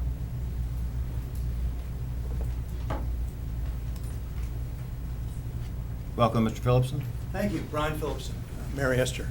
Am I the one you've been waiting for? The last one? We'll find out. The last one? Not yet. I thought. About halfway. I'm a concerned grandparent.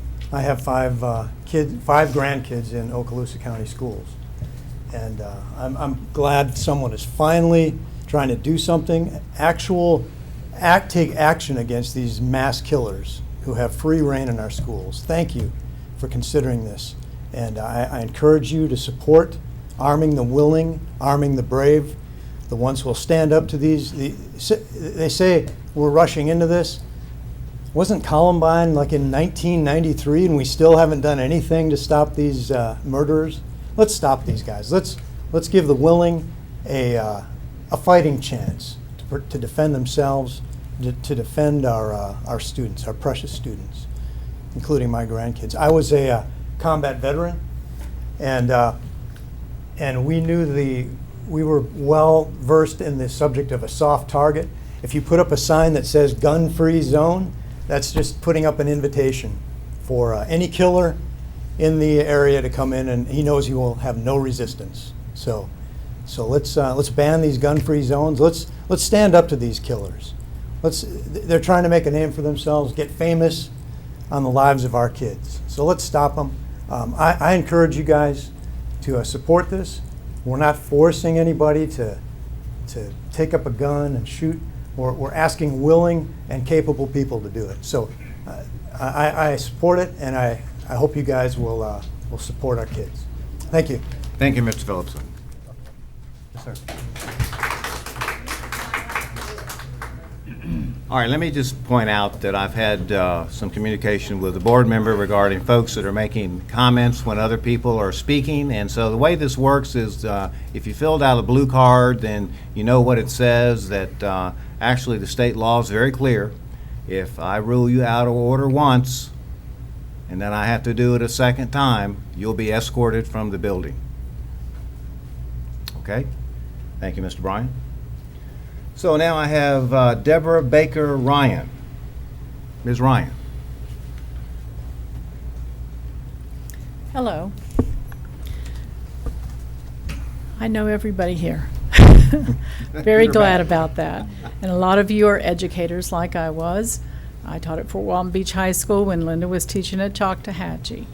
And I taught at Crestview High School, and I saw some of my Crestview High School folks tonight. So I'm very excited and happy to be here tonight. I sent you an email today, an email of 10 questions that I have about the Guardian program. As you consider this weighty decision, I'd like for you to think about those questions. I'm going to read them out loud, but I don't expect you to answer tonight. But I have asked you in the email if you will answer me personally on these questions. You know, it doesn't matter if it's your opinion or your official stance or whatever. I just need some answers. The first question I had when I was doing research was about the Florida Safe Schools assessments.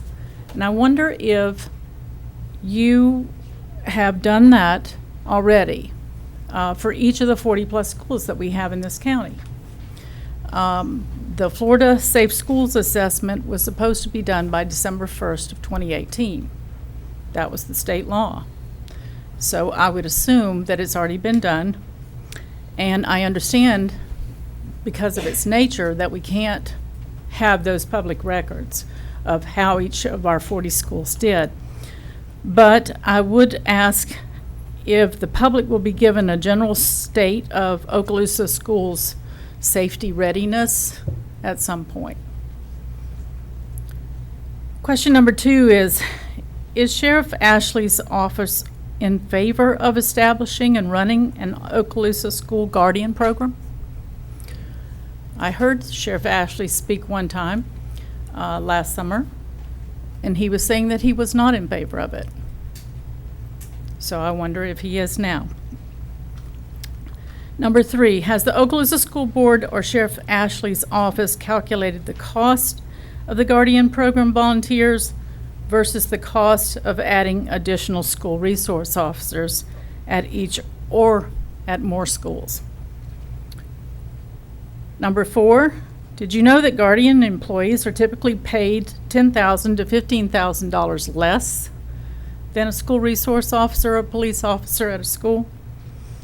And if that's true, then will this fact be figured into your calculations? Less pay for the volunteer, more pay for the school resource officer. It's kind of a, given that who would get the job. Number 5, Florida School Guardian training requirements are paid to the program volunteers. Weapons, ammunition, background checks, and psychological evaluations are also cost of this program, both initially and some are ongoing, usually quarterly. Will the Okaloosa School Board budget these expenses with Sheriff Ashley's office overseeing the execution of a school guardian volunteer program? Number 6, is the Okaloosa County School Board budget financially solvent enough in 2019 to 2020 to add these enormous expenses to the Florida Guardian Program? You have 15 seconds, ma'am. Okay. And I guess the final question that I have is, before completing your decision on the Okaloosa Guardian Program, please survey those who will be affected by this decision. Thank you, Ms. Baker-Ryan. Thank you. All right, so at this time, I'll call up Mrs. Helena Hunter from Destin, Florida. Miss Helen. Hi, I'm Helena Hunter from Destin, Florida, 707 Forest Street. I'm a student at Destin Middle School, and I am against arming teachers because, first of all, the school is supposed to be a safe place to feel, and I know I feel safe in my school, but I feel like if you're arming the person who is teaching you and telling you how to do stuff, anytime they could snap. If there's a student that has gone over their limits, they could snap. And at any time, someone could get that gun. And also, I know that if there's a drill, or even if when there's a drill at my school, everyone's kind of a little freaked because we don't know if it's a drill. So imagine a real shooter coming into the school, and we're all kind of freaking out a little inside. And the teacher knows that. It's going to be so hard for her to be able to, use that gun, even if they're trained, because they are going to be so, freaked to use the gun. And it's not they can not, they can use it anytime. And it's just it's on them 24/7. They have it and they're walking around with it. Anyone can get it. You can use it at any time, and it's just not really safe for the students because they can get it, and also the parents, because if they know that the teachers that are teaching their kids have a gun, doesn't really scream safe. Thank you. All right, so I have Ms. Tony, and the ink's not clear here. So if you would come up and maybe say your name for us. My last name is Pontcouteau. It's Tony I see it. Pontcouteau. Now I I'm guess from that's the T. Destin. Right, thank you. And I'm not going to give you a lot of statistics. I'm for guns, and I'm for teachers having guns, but they should leave them at home. But I do want to just tell you a little history. My stepfather was one of the highest decorated Army men coming out of Korea. And one of his principal jobs for the U.S. Army was to travel the world as a marksman. So we had guns in the home, safely put away. And one thing that Dad really loved were Westerns. But he would laugh because he said, you know, that's TV, that's the movies. No one can pull a gun out of a holster and expect to really hit someone. It's not possible. I grew up shooting, I've done target practice, and I've heard how many thousands of hours these volunteer teachers are going to have to be trained. That's not a profession. They are not professionals. They are professional teachers. They are not professional marksmen. And actually, I think it's your responsibility to make sure the schools are safe. I don't have children here, I don't have grandchildren here, but I deliver for Food for Thought. So I've been in many of these schools. I have walked in, not been asked for ID. Destin Middle School, if that passed a safety assessment, I would be very surprised. So arming teachers is not the answer. The answer lies with you, and it's your responsibility to make sure that the schools are secure and the kids are safe. Because right now, I think they are terrified. They never know. I mean, they want to go to school on a bus. They don't want to come home in a bag. Thank you. Thank you. My colleagues, I've got about 6 more here. Are you good, or do you need a recess? You good to keep going? Okay. All right, so I have Roxanne Daniel, Holmes Boulevard, Fort Walton Beach.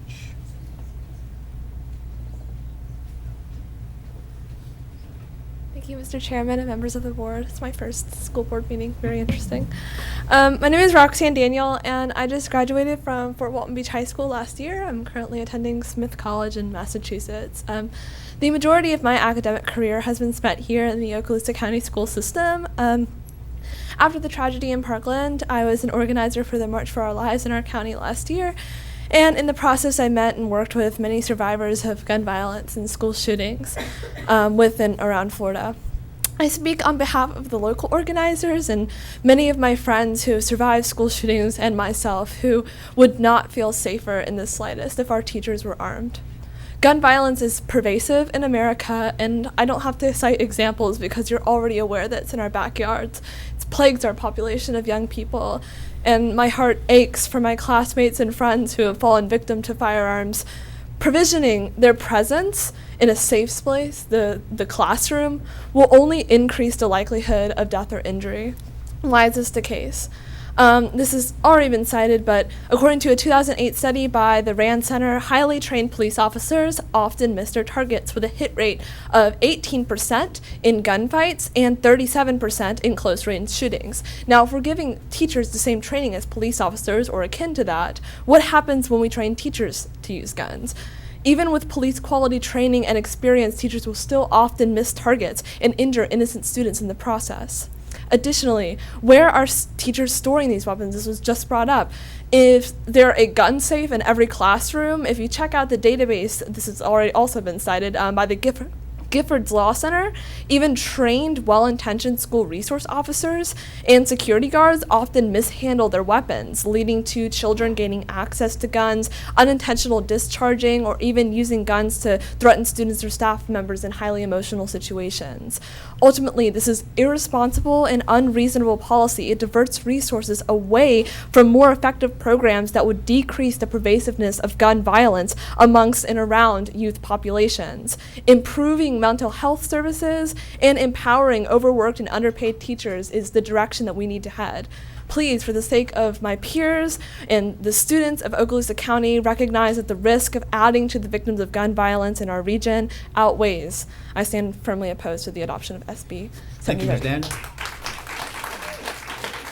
So I have Ms. Sandra Atkinson, Audubon Drive, Fort Walton Beach. Welcome, Ms. Atkinson. Thank you. It's 2 pages.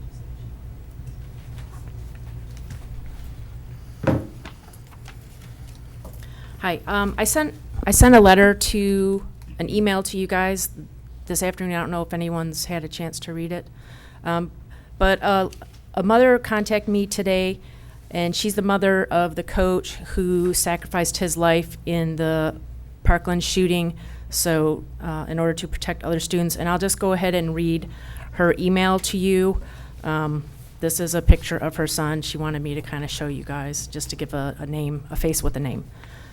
It says, hello, school board members and superintendents. I am Stephanie Feist, the mother of Coach Aaron Feist. I would like to share my experience with you concerning armed security and teachers. I have been through the reality of a mass school shooting. My son Aaron was a security monitor and football coach at the Marjorie Stoneman Douglas High School in Broward County, Florida. He was employed for over a decade, and I asked him, how can you be part of a school security and not be allowed to be armed? He said that's just the way it was. In February 2018, Valentine's Day, a former student named Nicholas Cruz came onto the school grounds, which was fenced, with his intent to kill as many people as possible. He darted across the 1,200 feet building. Another student was on his way to the bathroom. There he spotted Cruz loading his AR-15 assault rifle. Cruz told the student, you better get out of here, things are going to get messy. Heeding the warning, the young student ran out of the building and approached my son, Coach Feist. I'm sorry if I butchered what is it? Feist. The student then informed the coach what was happening in the 1200 building. The coach immediately went to the 3-story building. As the coach went into the building, gunfire was already began. Coach Hicks, the athletic director, has already been shot while holding the classroom door open as many students as possible to get back into the classroom. The murdering continued. When the coach entered the building, he had an immediate confrontation with the shooter. Aaron was trying to point the AR-15 in the other direction away. He was trying to get the AR-15 pointed in the other direction to allow the students to run to safety. Coach Feist, my son, was shot and killed while shielding students with his body. Cruz continued onto the second floor. There was no one there. He continued to the third floor where he found more students crammed into the hallway like sardines. On the floor, many more he murdered. Scott, a geography teacher and a track coach, again being unknown, was also trying to get as many students into the hallway as possible. He was also murdered on that Valentine's Day. I'm writing to you to let you know by the time the police arrived, the damage has been done. It only took a couple minutes. There is no time to waste. We must stand ready to defend ourselves and those we hold dearly. These are the days we live in, and everyone deserves a fighting chance. Please vote yes on the Guardian program. Our children's lives depend upon it. Please understand my words sincerely, with her signature and her phone number. And what is my time, please? You still have 50 seconds.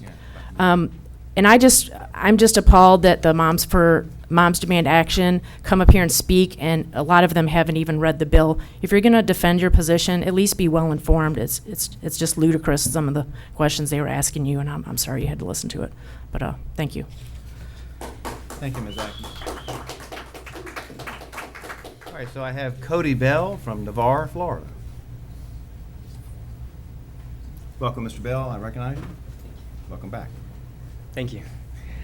And just so y'all know, my address is 7594 Chablis Circle, Navarre, Florida, and I have a child at Elliott Point. Okay.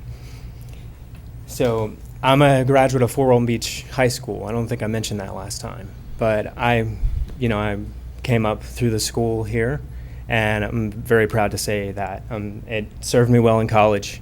I can say that for sure, and in life in general. I'm here to speak in support of the School Guardian program. At the same time, I want to express substantial agreement with all of the questions that have been raised. These concerns about the fencing and the locked doors and ID checks. I think in addition to the School Guardian program, we need the deterrence. We need the deterrence there.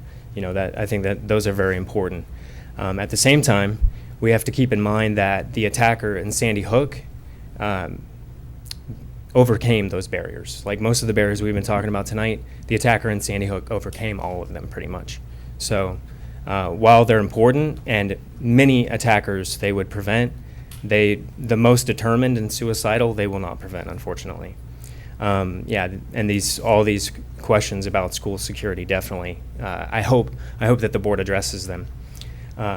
There was a survey of felons in 11 states, state prisons across the U.S., and the survey indicated that 34% of felons had been either scared off, shot at, wounded, or captured by an armed victim. And that's in 11 different states.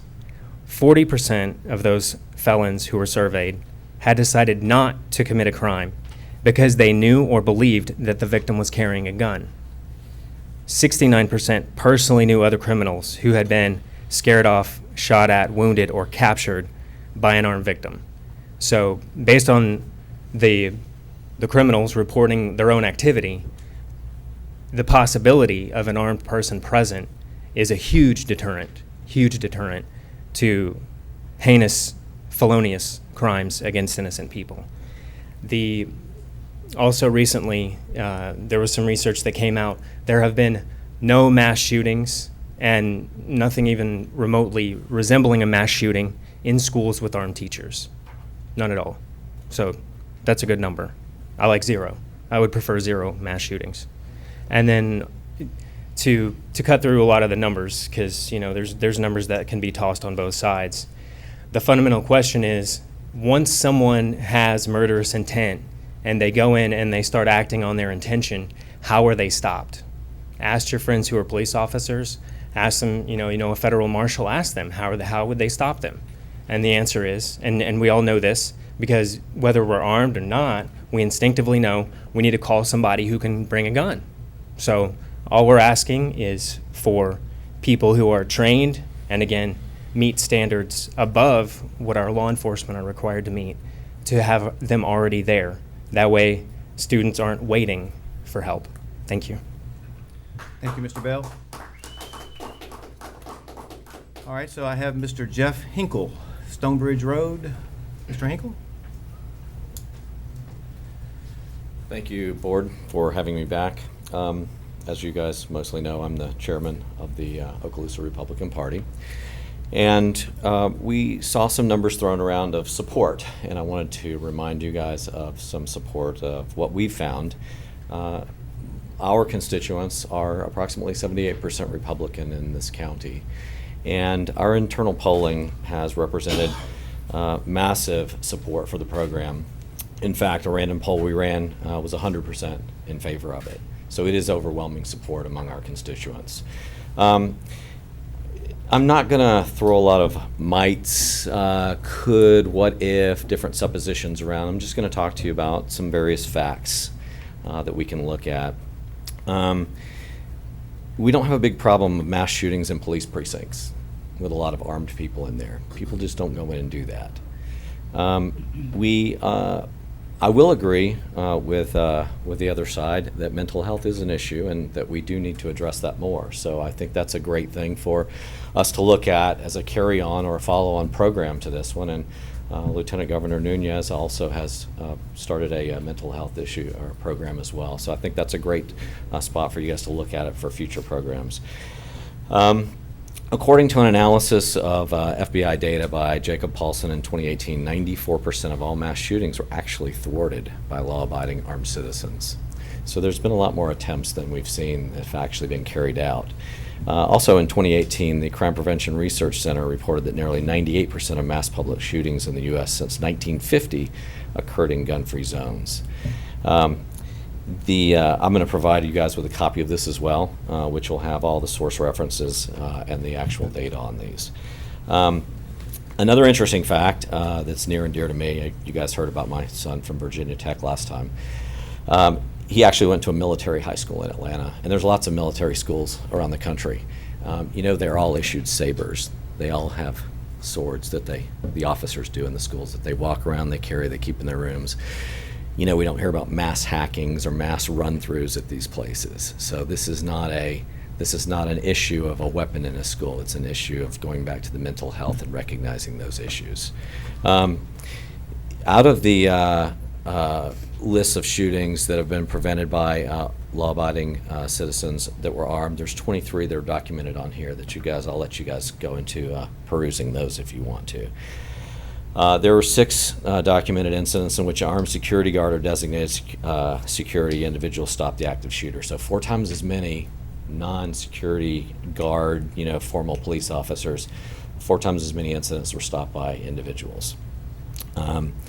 Additionally, I've heard the Giffords organization cited. It's actually one of my sites as well. The Gifford organization, I'll agree that there were 64 incidents of guns in school. So we all agree that there's probably quite a few guns in school premises today, whether we think about it or know it or not. They're there. They're in cars, they're in purses, they're there. But those are not the people that are doing this. Those are not the issues. And out of those incidences, there were no deaths. And there were only 3 minor surface injuries, as documented by a couple of other speakers as well. So that's not an issue. Those are just things to throw up of the mights, what ifs, could haves.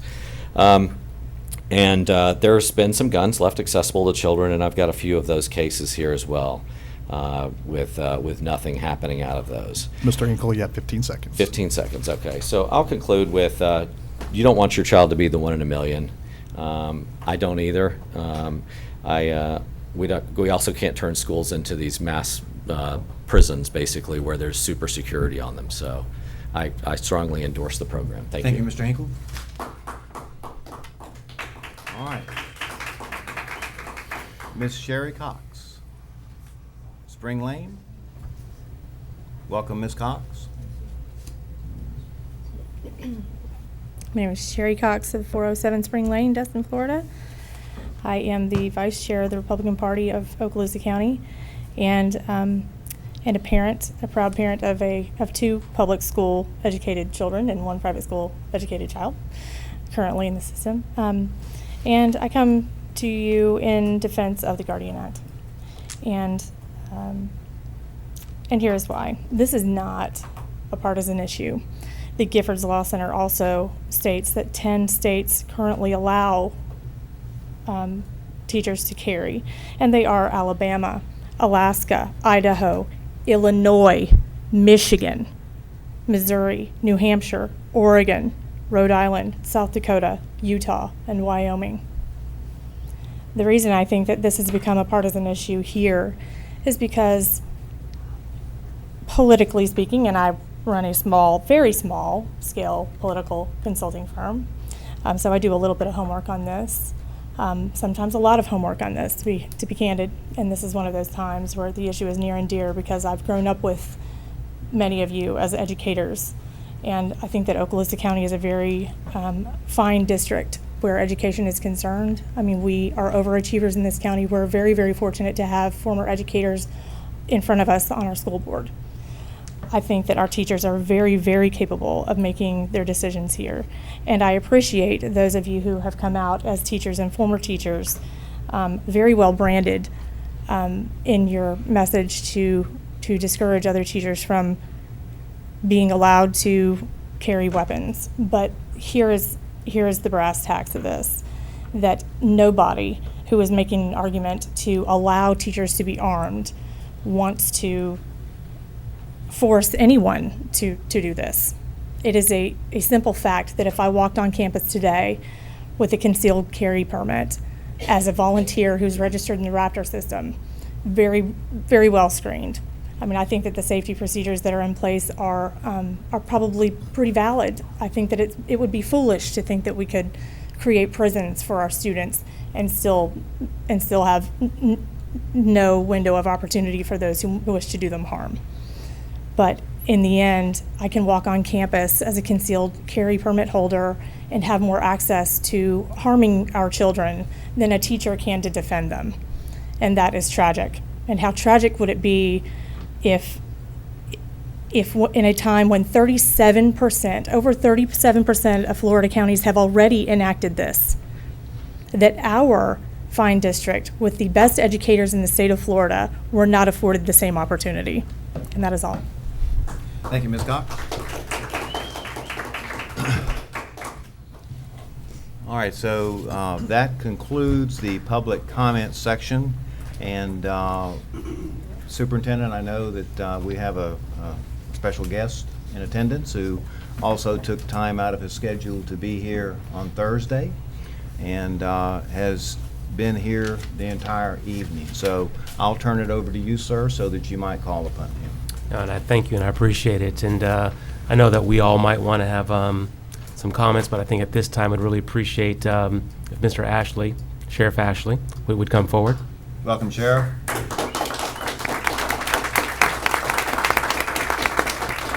Hey, thanks for taking all this time to be here with us again, and we very much appreciate it, Sheriff. It's my honor to be here, and I'm Mr. Chairman and school board members. I'm glad I took the opportunity to go to the restroom when I could, because I didn't know when my turn might come, but I wanted to be ready for you. I'm so happy that we have so many people in attendance tonight that care about school safety and our students, because the superintendent and I talk about this a lot of time. If we can't protect our kids, reading, writing, and arithmetic are certainly important, but they're secondary. We have to be able to protect our kids and our staff, and we have to give them every tool available to do that. The Marjory Stoneman Douglas High School Public Safety Act outlines significant reforms to make Florida schools safer while keeping firearms out of the hands of mentally ill and dangerous individuals.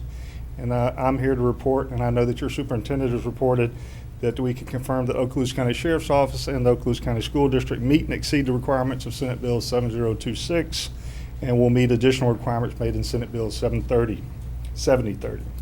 Some of those include Office of Safe Schools and descriptions of officers' responsibilities, allowing sheriffs to establish a Coach Aaron Feist Guardian Program, the Fortify Florida Mobile Suspicious Activity Reporting Tool, the establishment of the Marjory Stoneman Public Safety Commission, requirements for a safe school officer at each public school, school safety assessments for each public school, appropriations of funding to address identified school safety needs, requests for protection orders, criteria established.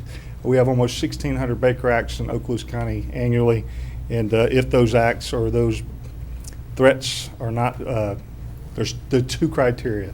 You're a threat to yourself, you're a threat to others. You make threats to others, we go to the court and ask them to remove your firearms from you. We create state safe school office and director in Department of Education, create a safe school officer in every school district in the state, 67 now, train for threat and risk assessment teams at every school, mandatory active assailant lockdown drills as often as every other drill, mandatory abuse session and threat reporting, fencing, single point entry, target hardening, building identifications all underway or completed, Alice and Stop the Bleed training, policies mandating locking in classrooms, building doors, monitoring exit gates and bus ramps, new requirements in law regarding mental health services and training, which include mandatory duty to report threats from homicidal or suicidal patients by doctors, psychologists, and counselors. Board members, there's no way I can answer all the questions that have been asked here tonight, but I'll do my very best. I did write a number of them down. I think the law specifically answers most of them, and the policy does as well. I can tell you that you have 15, 16, 17, 18-year-olds today in Okaloosa County who commit and set up ambushes and drug deals pretty regular. So to say that our children aren't capable of doing harm is a misnomer. We actually, the Guardian program is just one of a three-pronged approach to add additional security to the things that I just mentioned to you in the Marjory Stoneman Public Safety Commission legislation, the Act. One of those is live video feed. And your attorney and our attorney have certainly drafted an MOU regarding taking video camera feed from the schools within the district and feeding those into the Emergency Operations Center so that operators within that Operations Center can pull those cameras up should you have an armed robbery in the vicinity, should you have a school shooter or some other incident occur, fire, chemical spill, whatever it might be. Those dispatchers can pull those cameras up at that school and direct resources much more timely. The other part would be the mass notification system, where the superintendent and I and others that work for us are certainly working on the mass notification system with vendors that would help school principals, assistant principals, and law enforcement be able to communicate messages to student bodies on large campuses what we need them to do. Because you may need one building to lock down and you may need the rest of the school to evacuate. How do you express or articulate that message to a very large campus? That is one. And I don't want to get into a whole bunch of specifics on what ours, because the ideal is to create an environment where a would-be attacker is unsure of what threat it would be my goal and my recommendation that every teacher, staff member that was capable of being armed, be armed. Because I'm telling you, and I use this scenario a lot, if somebody walked in that back door right now and started shooting, absent your SRO there, who may be down in the cafeteria at the other end of this building, you have very limited options. You can run, you can hide, or you can fight. And if you have nothing to fight with, then you take that option off the table. And so it's uncanny how many people don't know what address they're currently at. It's uncanny how many people don't know where north is. How do you direct help to where you're at? If you have students that are bleeding because they've been shot, stop the bleed, and learning how to do first aid is pretty important. And I say all these things because we've had three firearms taken out of school in the last 45 days in our schools. 10 in the last 5 years. So it's not like our kids don't come to school armed already. And that's just the ones we discover. So I'm in full support of the Guardian program as a augmentation to your school resource officer program. And I say that because the school resource officer may be on the playground, or may be in the cafeteria, or may be on the bus ramp, or in the parking lot when an incident occurs. And when seconds count, minutes are too long. And it takes a good while to get across the campus on foot, and that's what happened in Marjory Stoneman. Those security personnel that were monitoring gates and doors and the like, they confronted Nicholas Cruz. Coach Feist confronted Nicholas Cruz, and they all lost because they had no means by which to defend themselves or their students. And so we have to give those that are capable, those that are willing. Certainly you don't think that I would certify somebody to be a guardian that we're not sure passes the mental evaluation, the criminal background check, the drug screening, and the 144 hours minimum training that they would have to receive.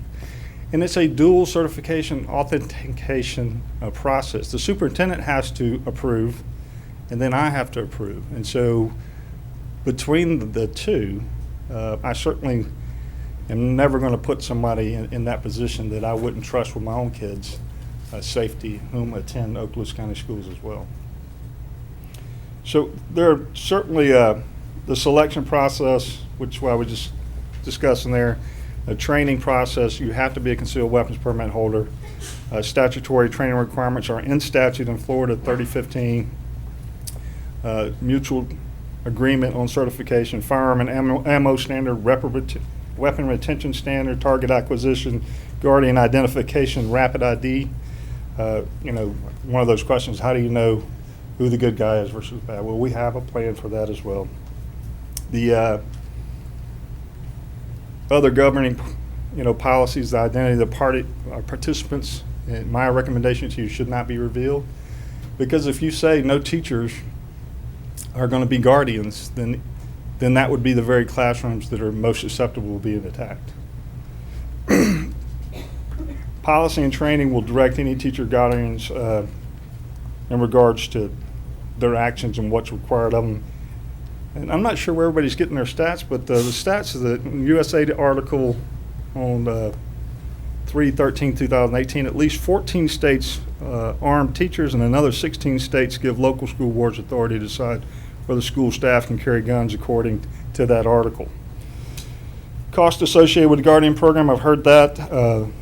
The sheriff is mandated in statute to provide this training should the school board approve, and that funding is provided by the state for officers that do that training.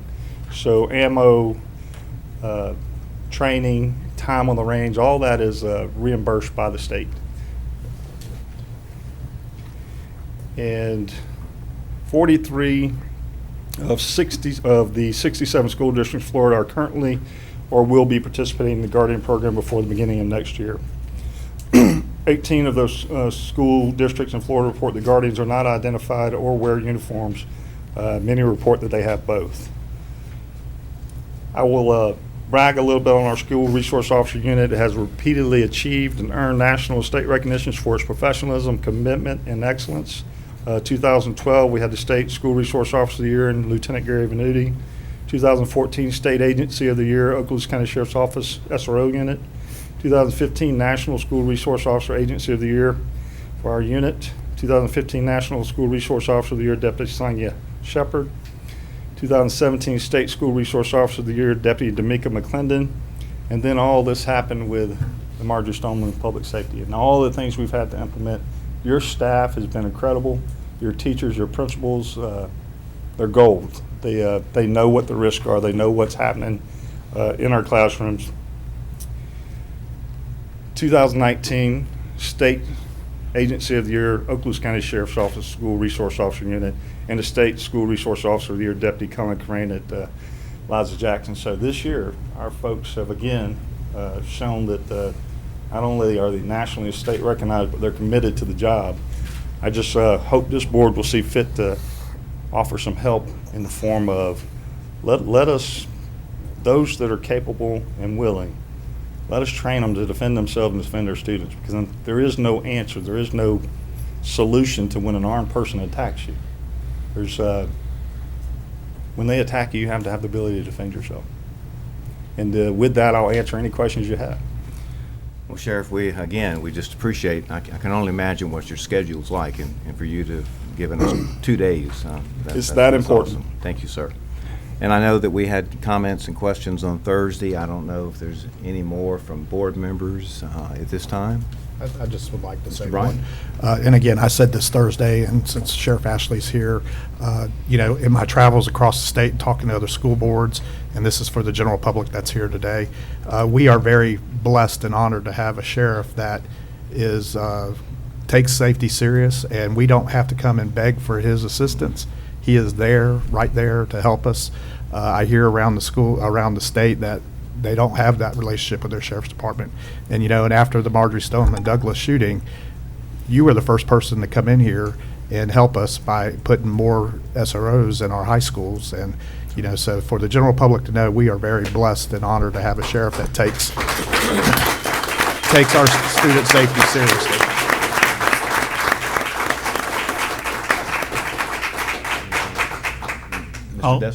I would echo those sentiments, and I'd also make the folks that showed up tonight aware of the fact that the questions you asked are very important. The sheriff's looked at them, we're looking at them, and I expect that he will answer all those questions in a very positive and logical manner as we go forward. I know that he's considered many of them, and he got some more tonight, so we'll do our best. Yeah. One thing I wanted to mention to the public, and Sheriff, while you're here, is that the sheriff invited us earlier to come and sit with a group of law enforcement and others, educators, and we watched that raw footage. And I've mentioned it before in a board meeting. I was changed as a person, as an educator, and I appreciate that he wanted us to see that and to meet with the sheriff, who was the head of that commission, because that really is, you see it on the news, we all know, but that to me was very eye-opening, and I appreciate that you wanted us to be involved with that. And that's another thing that you do, Sheriff, is you involve everybody so that we can work as a community, not just the school district, but as our community. And I think that video is now released online, correct? Isn't it? Somebody told me they've seen it, that they've seen that, and Parts of it, yes, ma'am. parts of it, yes. So even parts of it, I'm sure, would be very eye-opening to the vulnerability on that campus that day. And also, I know you've addressed publicly some of the organizational and law enforcement downfalls that day, and we've talked about that, and you've already addressed that, having seen that. You're working with all those issues so that your people will be prepared, and also the other law enforcement in our municipalities, and I really appreciate that, having seen some of the errors in that situation. All great points. I would point out for this body that 43 of the 46 school shootings that we studied on the commission, the shooter was stopped by a teacher, not law enforcement.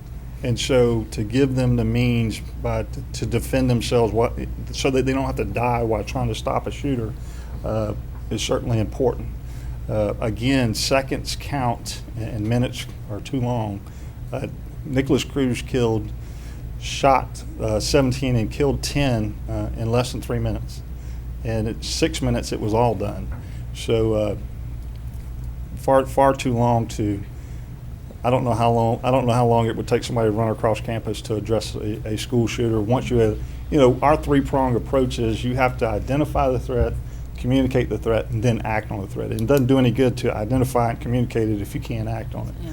And so one officer on a campus, a large campus, think about that. It's certainly a good backup plan, a good augmentation of what you have. And I'm glad you were on that commission, because that's great to have someone in our county to be on that. Yes, ma'am. We had a lot of say in that, so we were happy to serve in that regard. Great, thank you. Absolutely.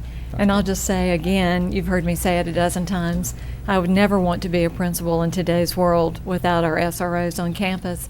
We're not living in the same world that we all went to school in. It's entirely different. I hate it for our children that they have to live in these circumstances, but it is what it is, and we have to take steps that we can.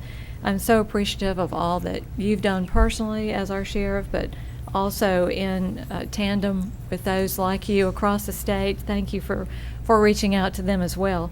But also, I'd just like for the public to know that we have had other meetings with you and with members of Mr. Chambers' staff, and it's very important to me that the public know that many of the concerns addressed tonight have been considered, and there are perhaps some plans in place to address most of those concerns, but I also concur with Sheriff Ashley that it's most prudent that some of those things stay rather confidential, because we don't want to be giving that information out to those who would use it against our children and against our schools. So I think that's an important point that our audience understands.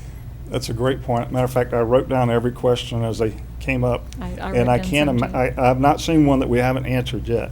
So, but discussing that publicly I don't know how that helps us maintain the security that we need to in our schools. But thank you. One of those, certainly some require time. The larger scale fencing and physical attributes of security that we're addressing require a little more time than the lower hanging fruit that we're addressing now. Exactly. All right, we don't do comments right now. Mr. Chambers, do you have anything, sir? Everyone's had, I think, a chance but you. I do. First of all, I would like to say, to me, it's a sad day and age where we're even having to have this type of a discussion in schools. But I absolutely do appreciate the fact, that we do live in a country where people can come out and they can share their views, whether for or against. And I absolutely appreciate the fact that it's done in a civil way. One of the things I do want to say, we're looking at several measures when it comes to student safety. And the Guardian program is one, but I do want to back up. So a lot has been said about mental health, and that is an area that we've been looking at, and that's an area that we're going to get even stronger in. Hardening our schools. That's something that we're looking at as well. This summer, you will see some changes in schools, and for safety reasons, we do not get into all those specifics, but you'll see some changes in schools. We know that to harden all of our schools, it's going to be a phased-in system. And I've shared with the board, I've shared with Ms. Scallon, Mr. Horton, that we want to accelerate that phased-in system. So we're going to put extra dollars into hardening our schools. Also want to talk about the live video camera feed, which is on this board agenda as well. I think as the sheriff stated, I think that's a huge piece to safety, where the sheriff's department, where they do have live access to our schools if in fact there was a reason to do so. With the mental health piece, each of the schools right now, they have threat assessment teams. And threat assessment teams meet monthly. And when there are concerns for particular kids, now there is a system in place with outside resources where we can send those kids to those outside resources. I think all of these measures, I think, are very important. I will say, just like Ms. Ivanchek said, when I did go to the seminar and I did see the shooting from the very beginning to the very end, and watched several teachers come in, almost shot instantly, killed instantly.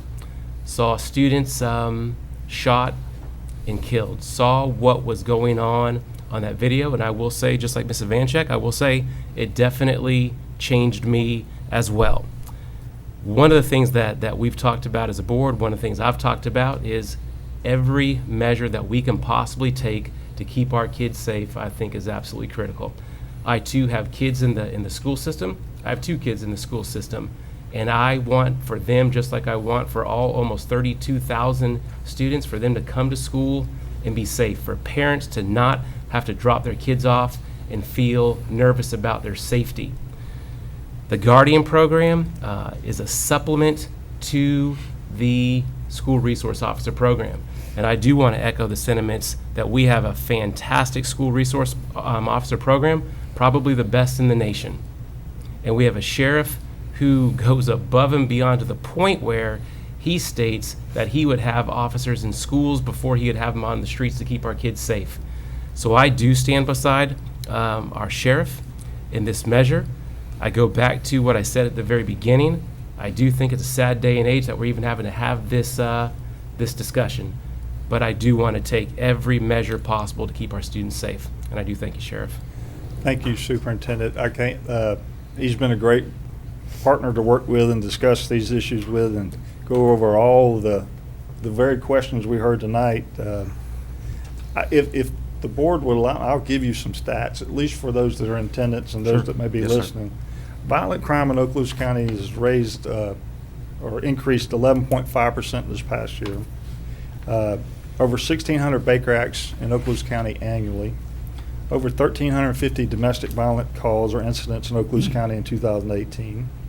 Over 350 sexual offender predators or SOs registered and tracked. Over 250 gang members and associates is identified by statute in Okaloosa County.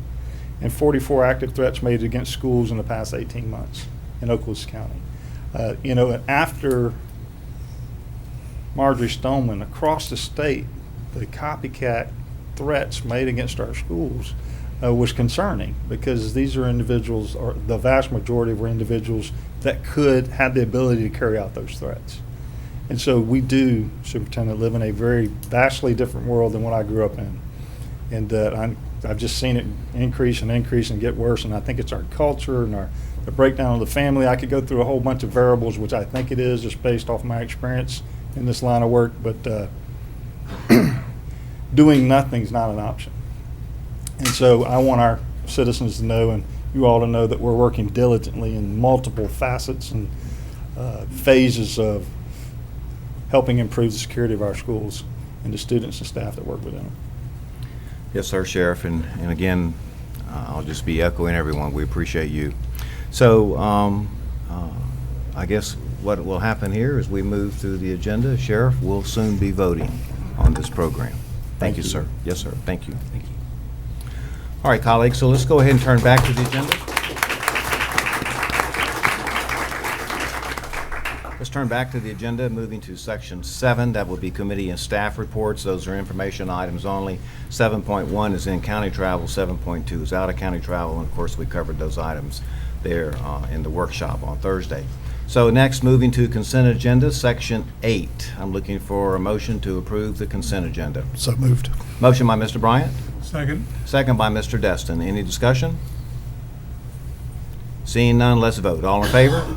Motion carries 5-0. All right, so let's move on down now to section 9. Superintendent's Human Resources Recommendations. 9.1, Employee on Administrative Leave, presented by Dr. Hale. That's information. 9.2, Deferred Retirement Option Program. This is also information. 9.3, Out-of-Field Report for the 2018-2019 school year, presented by Ms. Karen Peak Program Director of Professional Services and recommended by the Superintendent for approval. I need a motion. So moved. Motion by Mr. Bryant, second. Second. Second by Dr. Kelly. Any discussion? Seeing none, let's vote. All in favor? Motion carries 5-0. 9.4, request to advertise a public hearing for the adoption of a new job description for ESE Parent Liaison presented by Dr. Lee Hale, Assistant Superintendent of Human Resources, and recommended by the Superintendent for approval. Need a motion. Move we approve. Motion by Mr. Destin. Second. Second by Mr. Bryant. Any discussion? Seeing none, let's vote. All in favor? Motion carries 5-0. 9.5, request to advertise a public hearing for the adoption of a new job description for Program Director, Facilities and Plant Planning, presented by Dr. Lee Hale, Assistant Superintendent, Human Resources, and recommended by the Superintendent for approval. Need a motion. Dr. White? Yes. At this juncture, I would like to add that I filled out the appropriate paperwork to abstain from voting on this Okay. item. All right. Due to the fact that it could potentially inure myself and my family later down the road. Although I want the public to know that I am fully aware that this is a position, not a person, but because some might have doubts, I want to be certain that I'm as transparent as possible and that I'm staying true to everything I committed myself to during my campaign. All right, and you've done that paperwork that's Yes, sir. required? All right, Mr. Attorney, then I think we're good there. So that means that lawfully she can abstain from voting on this particular item. So I need a motion, board members, 9.5. So moved. Motion by Mr. Bryant, Second it. second by Ms. Evancheck. Any questions or discussion? I think I have just a little discussion as. All right, as we- Mr. Destin? As we kick this subject around a little bit. Sure. At the work shop. And the reason I'm still questioning this move is, and this was an outflow from our attempt, or from the staff's attempt and Superintendent Chambers' attempt to come up with money to pay for our new ESE programs that we have been directed by the state to adopt. And I want to congratulate Superintendent and the staff. They were able to come up with $1 million in savings, which we are putting directly back into these new positions. And they did it with a lot of, gut-wrenching decisions, and a lot of employees had to step up to the bar and take it on the nose. We reduced assistant principal's sum from 12 months to 10 months. We have looked at, and most likely will eliminate the program STP. I keep getting those acronyms wrong, but the program where some of our teachers and other staff members participated in supervising unruly students. There were a number of other positions that we just are not going to fill. And so, we went through this with a eye on saving the money that we could put to the ESE. Now, when I reviewed it with Ms. Scanlon and Ms. Liborn, I couldn't help but observe that it appears that we're creating a new position that is going to cost us more money, not less, which is exactly what this request to advertise a public hearing is about. We are attempting to create a new, what we used to call assistant superintendents, but we now call program directors, to take over the job that is currently being done by Dr. Smith, who I might point out is doing a very good job. And it will cost us $11,000 more and create a new, more expensive staff position. At a time when we're trying to save money, and the million that we saved through this process is going directly to the other program, so it's not money that will be able to alleviate the million, maybe 3 or 4 million that we're short from last year because of funding shortfalls. So I think it's premature to create a new, more expensive superintendent assistant job at this point before we go through the budget process to even know where we stand on what we have to have for next year. And I know that I've spoken to Mr. Horton and to the superintendent that they support this because they think this position will have more responsibilities than the present person who's doing the job, and I understand that. Let's see if we have any money left to do it with before we go forward with it.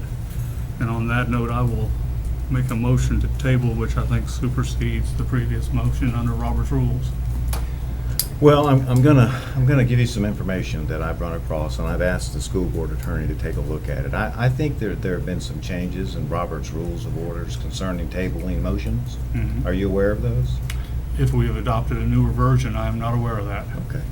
And that's something that the lawyer's gonna be taking a look at, because typically, historically, tabling a motion has been used to avoid a vote. I'm not exactly sure why it is that you want to table this particular item for. What's the reason? Well, I think I've made those quite clear. I think we're pretty mature on it. And I will clear it up for you a bit. I would point out that those new rules, to the best of my knowledge, have not been adopted by this board. But I'll make a motion to table to a time certain. Okay. The budget process is going to be going on in July, so I will make a motion to table till then. And that one, I know, is a little less put offish, because it is a time certain. If that's the part that concerns you, then we'll change the motion to that. Only in the discussions that, and I haven't ruled your motion out of order yet. Only because I think the communications I've had with the superintendent, and I don't know if you've had the same, is that there is some time constraint in trying to move forward with these changes so that the ESE program can be implemented. And I don't know if my colleagues had a chance today to watch the live broadcast of the hearing in Tallahassee that I think, Mr. Chambers, you just returned from. I can tell you this, after I listened to the ESE folks that were here and visited our school district, they feel very, very strongly about the changes that they believe should be made in our ESE program. And the reality is as you know, Mr. Destin, we didn't get an influx of new money to implement those changes that they have recommended, and they have indicated that they're going to be taking a hard look at to see if we did. And they even went so, and you can watch the video, colleagues, they even went so far as to say that if those changes aren't made, that they may be looking at withholding some funding for ESE. Were you there, Mr. Chambers, when those remarks were made? Unfortunately, I was sequestered. Ah, okay, so you weren't allowed. Well, maybe you can watch the video. I don't know how that works legally. But, so anyway, I'm not gonna rule his motion out of order. I have some concerns with it. Can we speak? But the way it works under the current rules is that he has to have a second.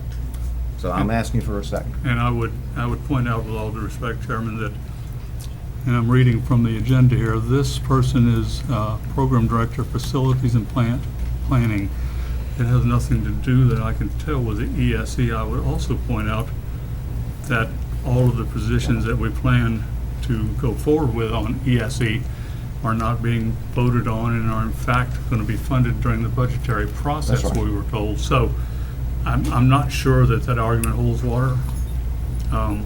And you're exactly right. If there's no second, then it's a dead issue. Well, I mean, the point is I think this was all part of trying to create the funding to implement the ESE additions and changes. So this is a part of it. You're right. It's not directly tied into the ESE program. And another area where you might have misspoken was when you said that a program director was the equivalent of an assistant superintendent. That's, I was once a program director, but I was never an assistant superintendent, I assure you. Okay? But anyway, we need a second. So to proceed along, to table this, and then if we won't talk about it anymore if we vote and it passes. Looking for a second. Wait a minute. Listen now. We don't call out during the meeting. That's the second time. I'm just asking. Second time. I'm a little confused. All right. So, any seconds? That's the end of that. No second. All right. So, then we've got a motion on the table and we've got a second. So, any more discussion, colleagues? Well, seeing none, let's vote. All in favor? All opposed? All right, the motion carries 3-1 with the lawful abstention. All right, so now moving on to item 9.6, instructional and educational support personnel recommendations for the 2019-2020 school year, presented by Dr. Lee Hale, Assistant Superintendent, Human Resources, and recommended by the Superintendent for approval. Need a motion? So moved. Motion by Mr. Bryant. Second. Second by Ms. Evancheck. Any discussion? Hearing or seeing none, let's vote. All in favor? Motion carries 5-0. 9.7, personnel recommendations presented by Dr. Lee Hale, Assistant Superintendent, Human Resources, and recommended by the Superintendent for approval. I'll See a move. motion. I'll move. Motion by Dr. Kelly. Second. Second by Mr. Bryant. Any discussion? Seeing none, let's vote. All in favor? Motion carries 5-0. 9.8, employment separations presented by Dr. Lee Hale, Assistant Superintendent, Human Resources, and recommended by the Superintendent for approval. Need a motion. So moved. Motion, Mr. Bryant. Second. Second, Ms. Evancheck. Any discussion? Hearing or seeing none, let's vote. All in favor? Motion carries 5-0. 9.9, employee transfers presented by Dr. Lee Hale, Assistant Superintendent, Human Resources, and recommended by the Superintendent for approval. Need a motion. I'll move. Motion, Dr. Kelly. I'll second. That was close, I think, Ms. Evancheck. Second by Ms. Evancheck. Any discussion? Not seeing any, let's vote. All in favor? Motion carries 5-0. 9.10, employee suspension presented by Dr. Lee Hale, Assistant Superintendent, Human Resources, and recommended by the Superintendent for approval. Need a motion. So moved. Motion, Mr. Bryant. I'll second. Second, Dr. Kelly. Any discussion? Seeing none, let's vote. All in favor? Motion carries 5-0. All right, these are lengthy. 9.11, employee suspension presented by Dr. Lee Hale, Assistant Superintendent, Human Resources, and recommended by the Superintendent for approval. I'll move. Motion, Dr. Kelly. I'll second. Second, Ms. Evancheck. Any discussion? Seeing none, let's vote. All in favor? Motion carries 5-0. 9.12, employee suspension presented by Dr. Lee Hale, Assistant Superintendent, Human Resources, and recommended by the Superintendent for approval. Need a motion. So moved. Motion, Mr. Bryant. I'll second. Second by Ms. Evancheck. Any discussion? Hearing or seeing none, let's vote. All in favor? Motion carries 5-0. 9.13, employee suspension presented by Dr. Lee Hale, Assistant Superintendent, Human Resources, and recommended by the Superintendent for approval. Need a motion. So moved. Motion, Mr. Destin. I'll second. Second, Dr. Kelly. Any discussion? Hearing or seeing none, let's vote. All in favor? Motion carries 5-0. 9.14, employee suspension presented by Dr. Lee Hale, Assistant Superintendent, Human Resources, and recommended by the Superintendent for approval. Need a motion. So moved. Motion, Mr. Bryant. I'll second. Second, Dr. Kelly. Any discussion? All right, hearing none, let's vote. All in favor? Motion carries 5-0. Who seconded, please? Dr. Kelly? All right, 9.15, reinstatement reimbursement of sick leave due to line of duty illness, injury, medical examination presented by Dr. Lee Hale, Assistant Superintendent, Human Resources, and recommended by the Superintendent for approval. I'll move. Motion by Dr. Kelly. Second. Second, Mr. Bryant. Any discussion?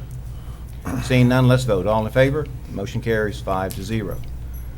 All right, last item here, 9.16, leave without pay presented by Dr. Lee Hale, Assistant Superintendent, Human Resources, and recommended by the Superintendent for approval. Need a motion.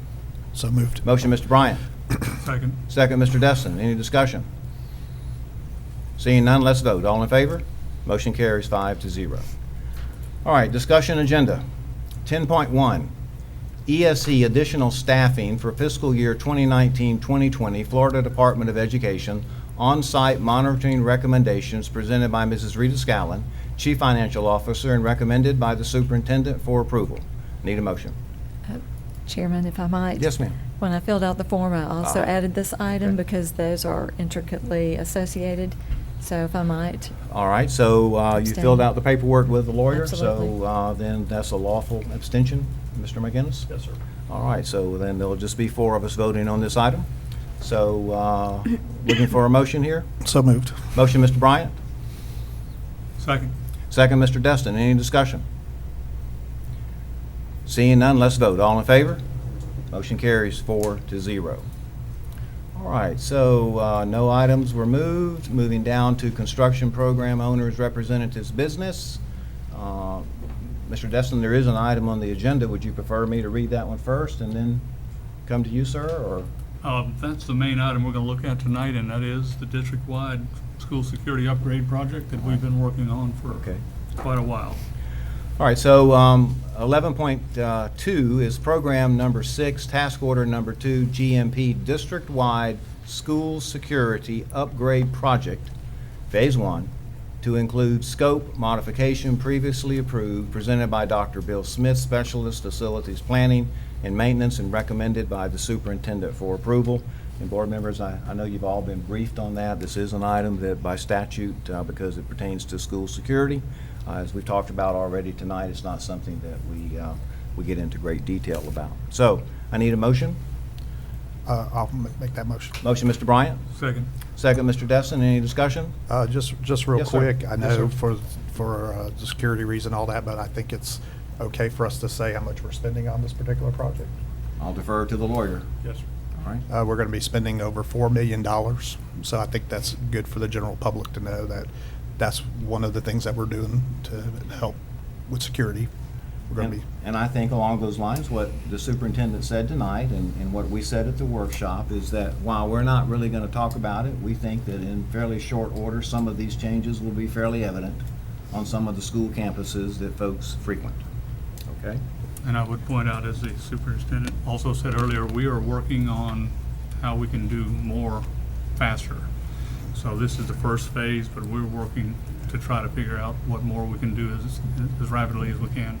Mr. Destin, I've said before how much we appreciate you serving in this capacity. I know you attend many meetings and you meet with the folks, and also I appreciate the superintendent and his staff for trying to find some way to put together the funding that this is costing, as Mr. Bryant has already pointed out tonight. And it's kind of been tough, and again, just appreciate all the time and effort that you've spent on this, Mr. Destin, trying to make all this happen. All right, so we need a vote. Any more discussion first? Seeing none, let's vote. All in favor? Motion carries 5-0. All right, moving on to Section 12, Information Technology Seat Management, 12.1, CACI Task Order Number 2-132, Blue Water Elementary School, CCTV, presented by Mr. Dustin Keith, Specialist, Seat Management, and recommended by the Superintendent for approval. Need a motion. So moved. Motion, Mr. Destin. I'll second. Second, Ms. Vanchek. Any discussion? All right, let's vote. All in favor? Motion carries 5-0. All right, Mr. Attorney, any business, sir? One item, Mr. Chairman, we have a request through FSBIT to ask the board to authorize them to retain the services of defense attorney Anthony Hoffman. He's with the firm Spiegel, Hoffman, Hogman, and Hallfield. There's a pending legal matter. They have used his firm before. They will be paying those bills as part of the coverage. They simply want the board's approval for them to go to that firm for those services. So you need a motion? Yes, sir. Need a motion, colleagues? So moved.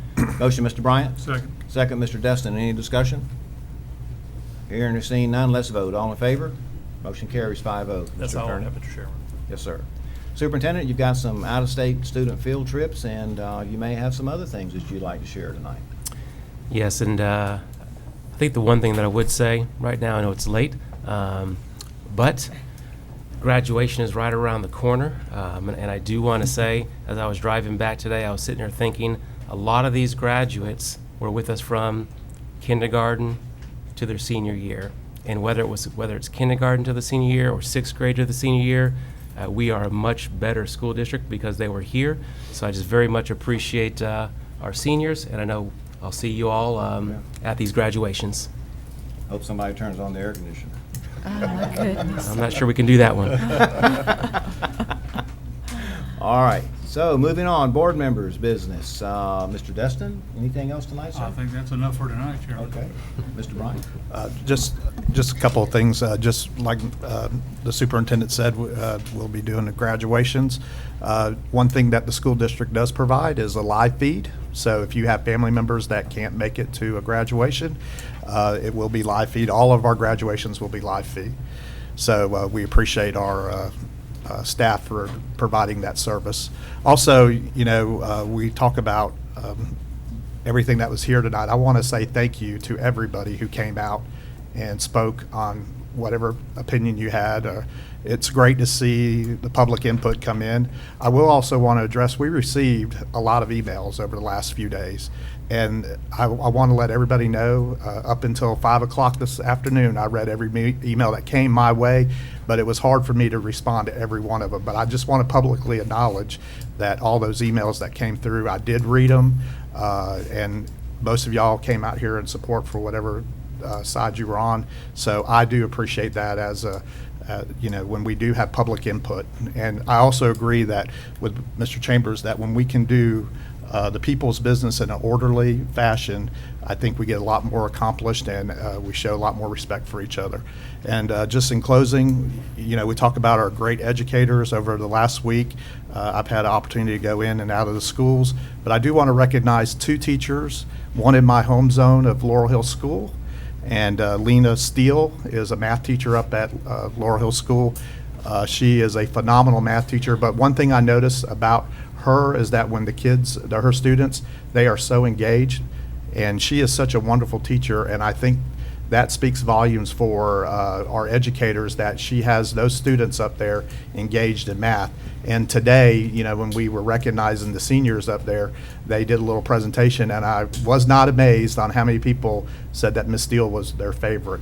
And I also would like to recognize at Meigs Middle School, Miss Donna Bourne. Had a great visit with her the other day, and I told Tracy I wasn't going to say this, but I will go ahead and say it. She is the checker champ. I could not beat her. So, but it's great to have people like Miss Bourne and Miss Steele in our classrooms, and it's great to be able to recognize them in this special way. So. Very good. Thank you, Mr. Bryant. Dr. Kelly. Well, I'll just say for Mr. Bryant, I'm going to have to make my notes smaller because he's reading over here, reading some of my notes, so taking some of my thunder. But I actually did have on my notes to thank all the members of the public who came and spoke. And I really think that all of us working as a board together harmoniously, we've really tried, and Mr. Chambers, to make an atmosphere, to establish a climate where we can take public input in an orderly fashion, in a fashion where it is received and many times acted upon. And a great example of that is I also serve at the superintendent's appointment to the parent ESE committee in this zone. And I want you to know that those parents, the last few meetings, have been just exceptionally pleased at the progress going forward, partially based on not just the audit, though that's a great thing that we've responded to, the ESE audit, but to the input from the parents in our communities, and that they're very happy for that responsiveness.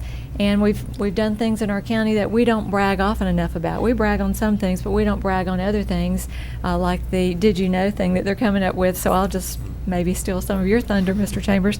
That did you know that through our custodial program, we now hire some of our ESE high school students, and they are able to accumulate now and build a job resume that actually has a job history on it, so that when they graduate, they can use that and go out and use those life skills and get a job and have a record already established there. So I just think that that was worthy of noting, that we have ESE parents that are happy with the progress we've made.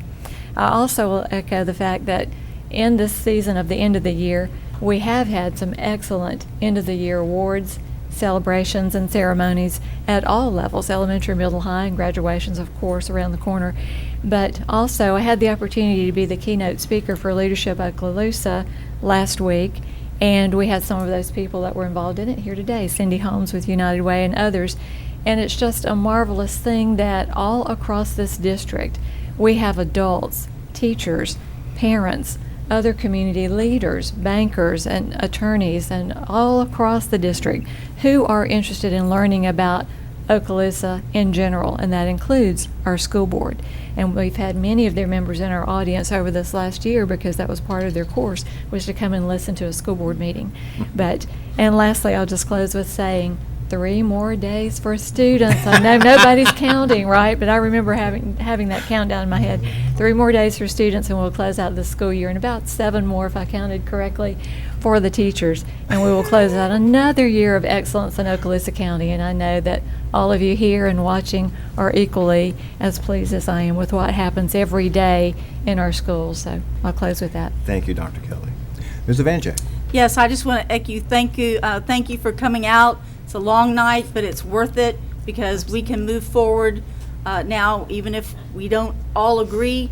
we can agree sometimes to disagree and do what's best for our students. So thank you. The other thing with, you've mentioned about graduation and the end of the school year. Also, that often means different times. I know Friday the schools will be releasing early. All those times are on our website, so you want to check that. Also, your high schools are in exam form, and they'll be releasing early the next 3 days as they're taking those final exams. So all of that information is on okaloosaschools.com, and you can check that out. And then perhaps some of you might want to work in our district. We're having a big job fair coming up this Saturday. And so if you, some of you I know have worked, but you know what? You may have been out enough. Debbie, you might come back. Ready to come back? And but we are having a job fair for employment, so you might want to check that out and come join us. It's a pretty good place to work. So thank you so much. Thank you, Ms. Ivanchek. All right, so now we move to section 17, 16,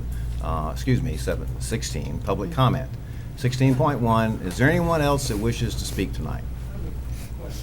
All right, come forward now. I know you've already filled the card out, so, but please state your name again for the record. Josh Ashley at 1107 North Bayshore Drive in Valparaiso.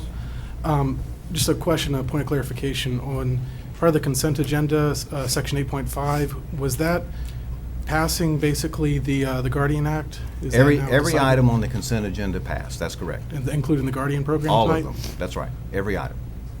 Okay, so I don't have another speech prepared. All I have to say is that instead of making me feel safer as a dad, which I know was your intent, you have condemned me to more than a decade of being more terrified than I was before.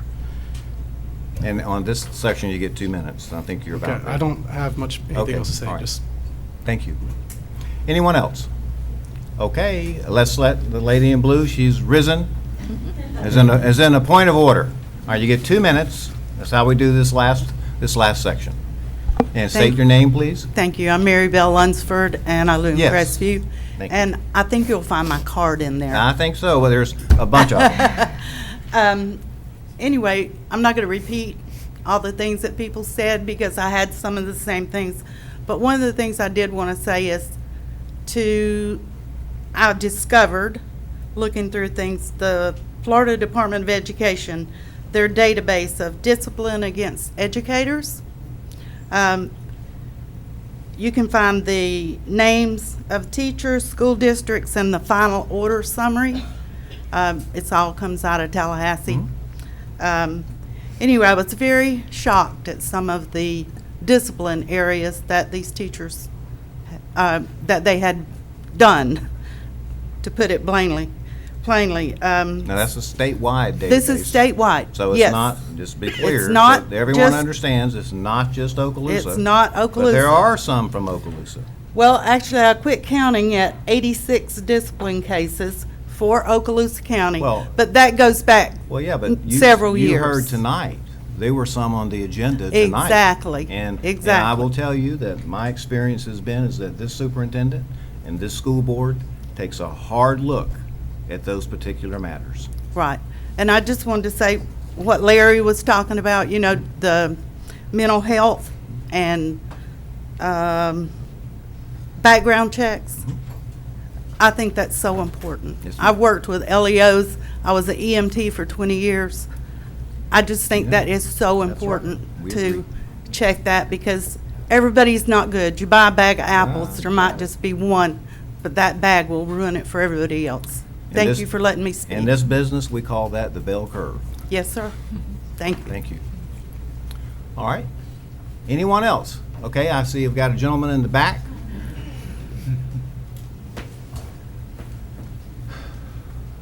All right, state your name, please, and address, and you get 2 minutes. Hello, my name is Eric Weiss. My address is 561 Jinquapin Drive, Eglin Air Force Base. I come here as living in this area for 2 years, and I am a 2008 graduate of Marjorie Stoneman Douglas High School. One of my neighbors was one of the people who died in the shooting, and I would say that the guardianship program is a very poor memory of what was done to that school and that family there. And don't exactly understand whether if it had been passed or not with this.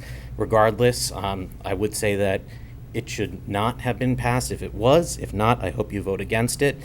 I would like to show that this is my diploma from Marjorie Stoneman Douglas High School, so that you can see that this is in fact that I am a graduate of there. And I would hope that we can find better solutions to making our schools safer than to put more guns into school than right now. So thank you for letting me speak. I know I don't have any children here, and I've only lived here for 2 years, but I do appreciate being a part of this community. Thank you. Thank you for your comment. All right, so we got Ms. Atkinson. He stated it for the record. If you wanted to fill it out, sure, no problem. Ms. Atkinson? Yeah, I just wanted to encourage the people that think that the Guardian program is a bad thing to get with your local sheriff and maybe make an appointment with your SRO. I don't know the policies on that, and have them address your concerns specifically, possibly to help you understand what it's all about. Because I hate for anyone to be in fear because their children are coming here, because the Second Amendment is one thing that made America great, and I just want to encourage them to try and get a really good grasp and understanding on it, and get the facts straight from the horse's mouth. Thank you. All right, thank you, Ms. Atkinson. One at a time. You know, I was watching the sheriff, and I noticed the gun on his hip. Now, if he had 22 kindergartners, 22 first graders, how fast do you think he could actually pull that out and keep those children calm? Just a thought. Thank you. Next person back there? Oh, I'm sorry. Yeah, she's already turned her card in, but would you come back up and state your name for the record? Oh, I'm sorry. I'm sorry. I should have said something. Tony Pont-Couteau, Destin. Same thing. Roxy Tew, 108 Pointer Lane, Thank you, Ms. Crestview. Tew. I did want to also give the superintendent and the board this copy of an article that was in Security Magazine. It was written by 3 Marjorie Stoneman Douglas students who oppose arming teachers. Okay. I Thank know you. it's too You can- late. Well, you but- can pass it over to the secretary. Okay. All right. I see one more hand up. I've heard you back there, but come on up. This is the time for public comment. Well, And you get 2 minutes this time. I don't need that long. So I just want to be understanding, it just passed, right? It's going to go into effect for the It school. passed At every item on the 8.5, yes, consent I agenda. heard Yes, that. ma'am. So then the question would be, which is fine, again, coming from a county that had a lot in place, one of the things we had in place were metal detectors, because actually Pinellas County had the first school shooting in 1988, Pinellas Park High. So they passed right away for metal detectors to be installed in high schools, because like he said, I know teenagers do carry guns into school. I have subbed in the high schools. I get it. And so at that point, when will we as parents know if you will implement, because you're saying you're doing phase 1, I'm guessing there's probably phase 2, and who knows how many phases, because money is where we go with phases. So how will we know as parents, I know barring that you want to keep some of it a little secretive, this is being publicly aired, so obviously you don't want everyone to see it.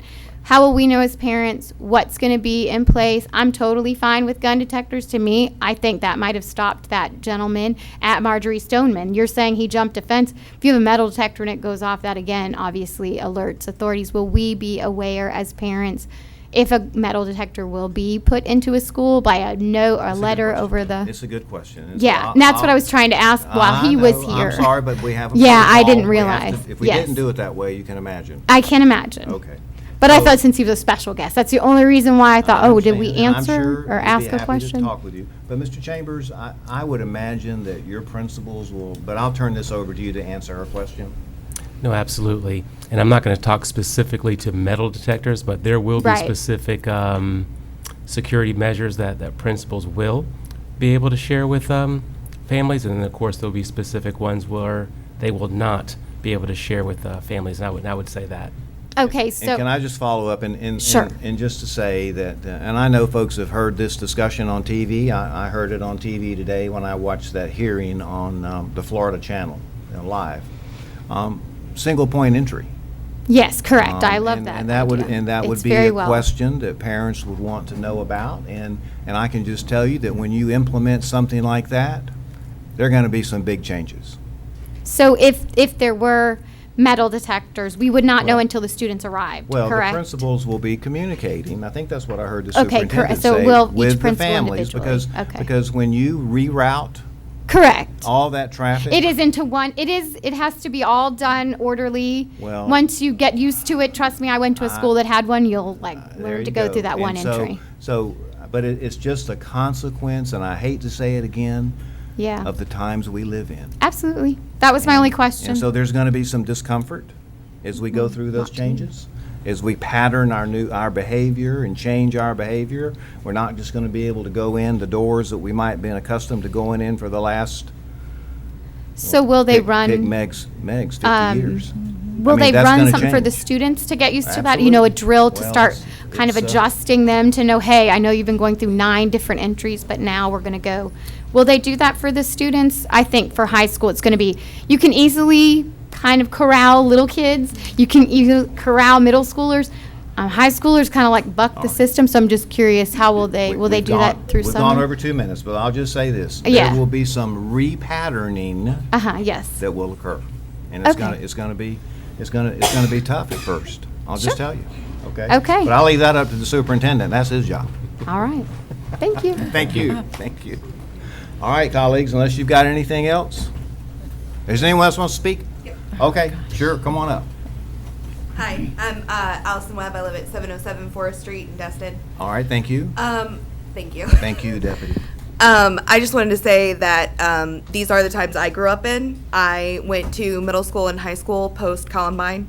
And all I have to say is that I really, really hope that you strongly do mean that you are going to provide more mental health and resources there, not only for the students, but I've heard people refer to students as criminals and things like that. These were also students. In a lot of cases, they had mental issues. They were bullied. I think that we can prevent some of these instances by helping those kids that otherwise would fall through the cracks. All right, Thank thank you. you. I saw someone else approach. Is anyone else? No one else? Okay. All right, so anything else, colleagues? Mr. Attorney? Staff, got anything? Anything else? Okay, we're good. This meeting's adjourned. Good job. That was a long one. What's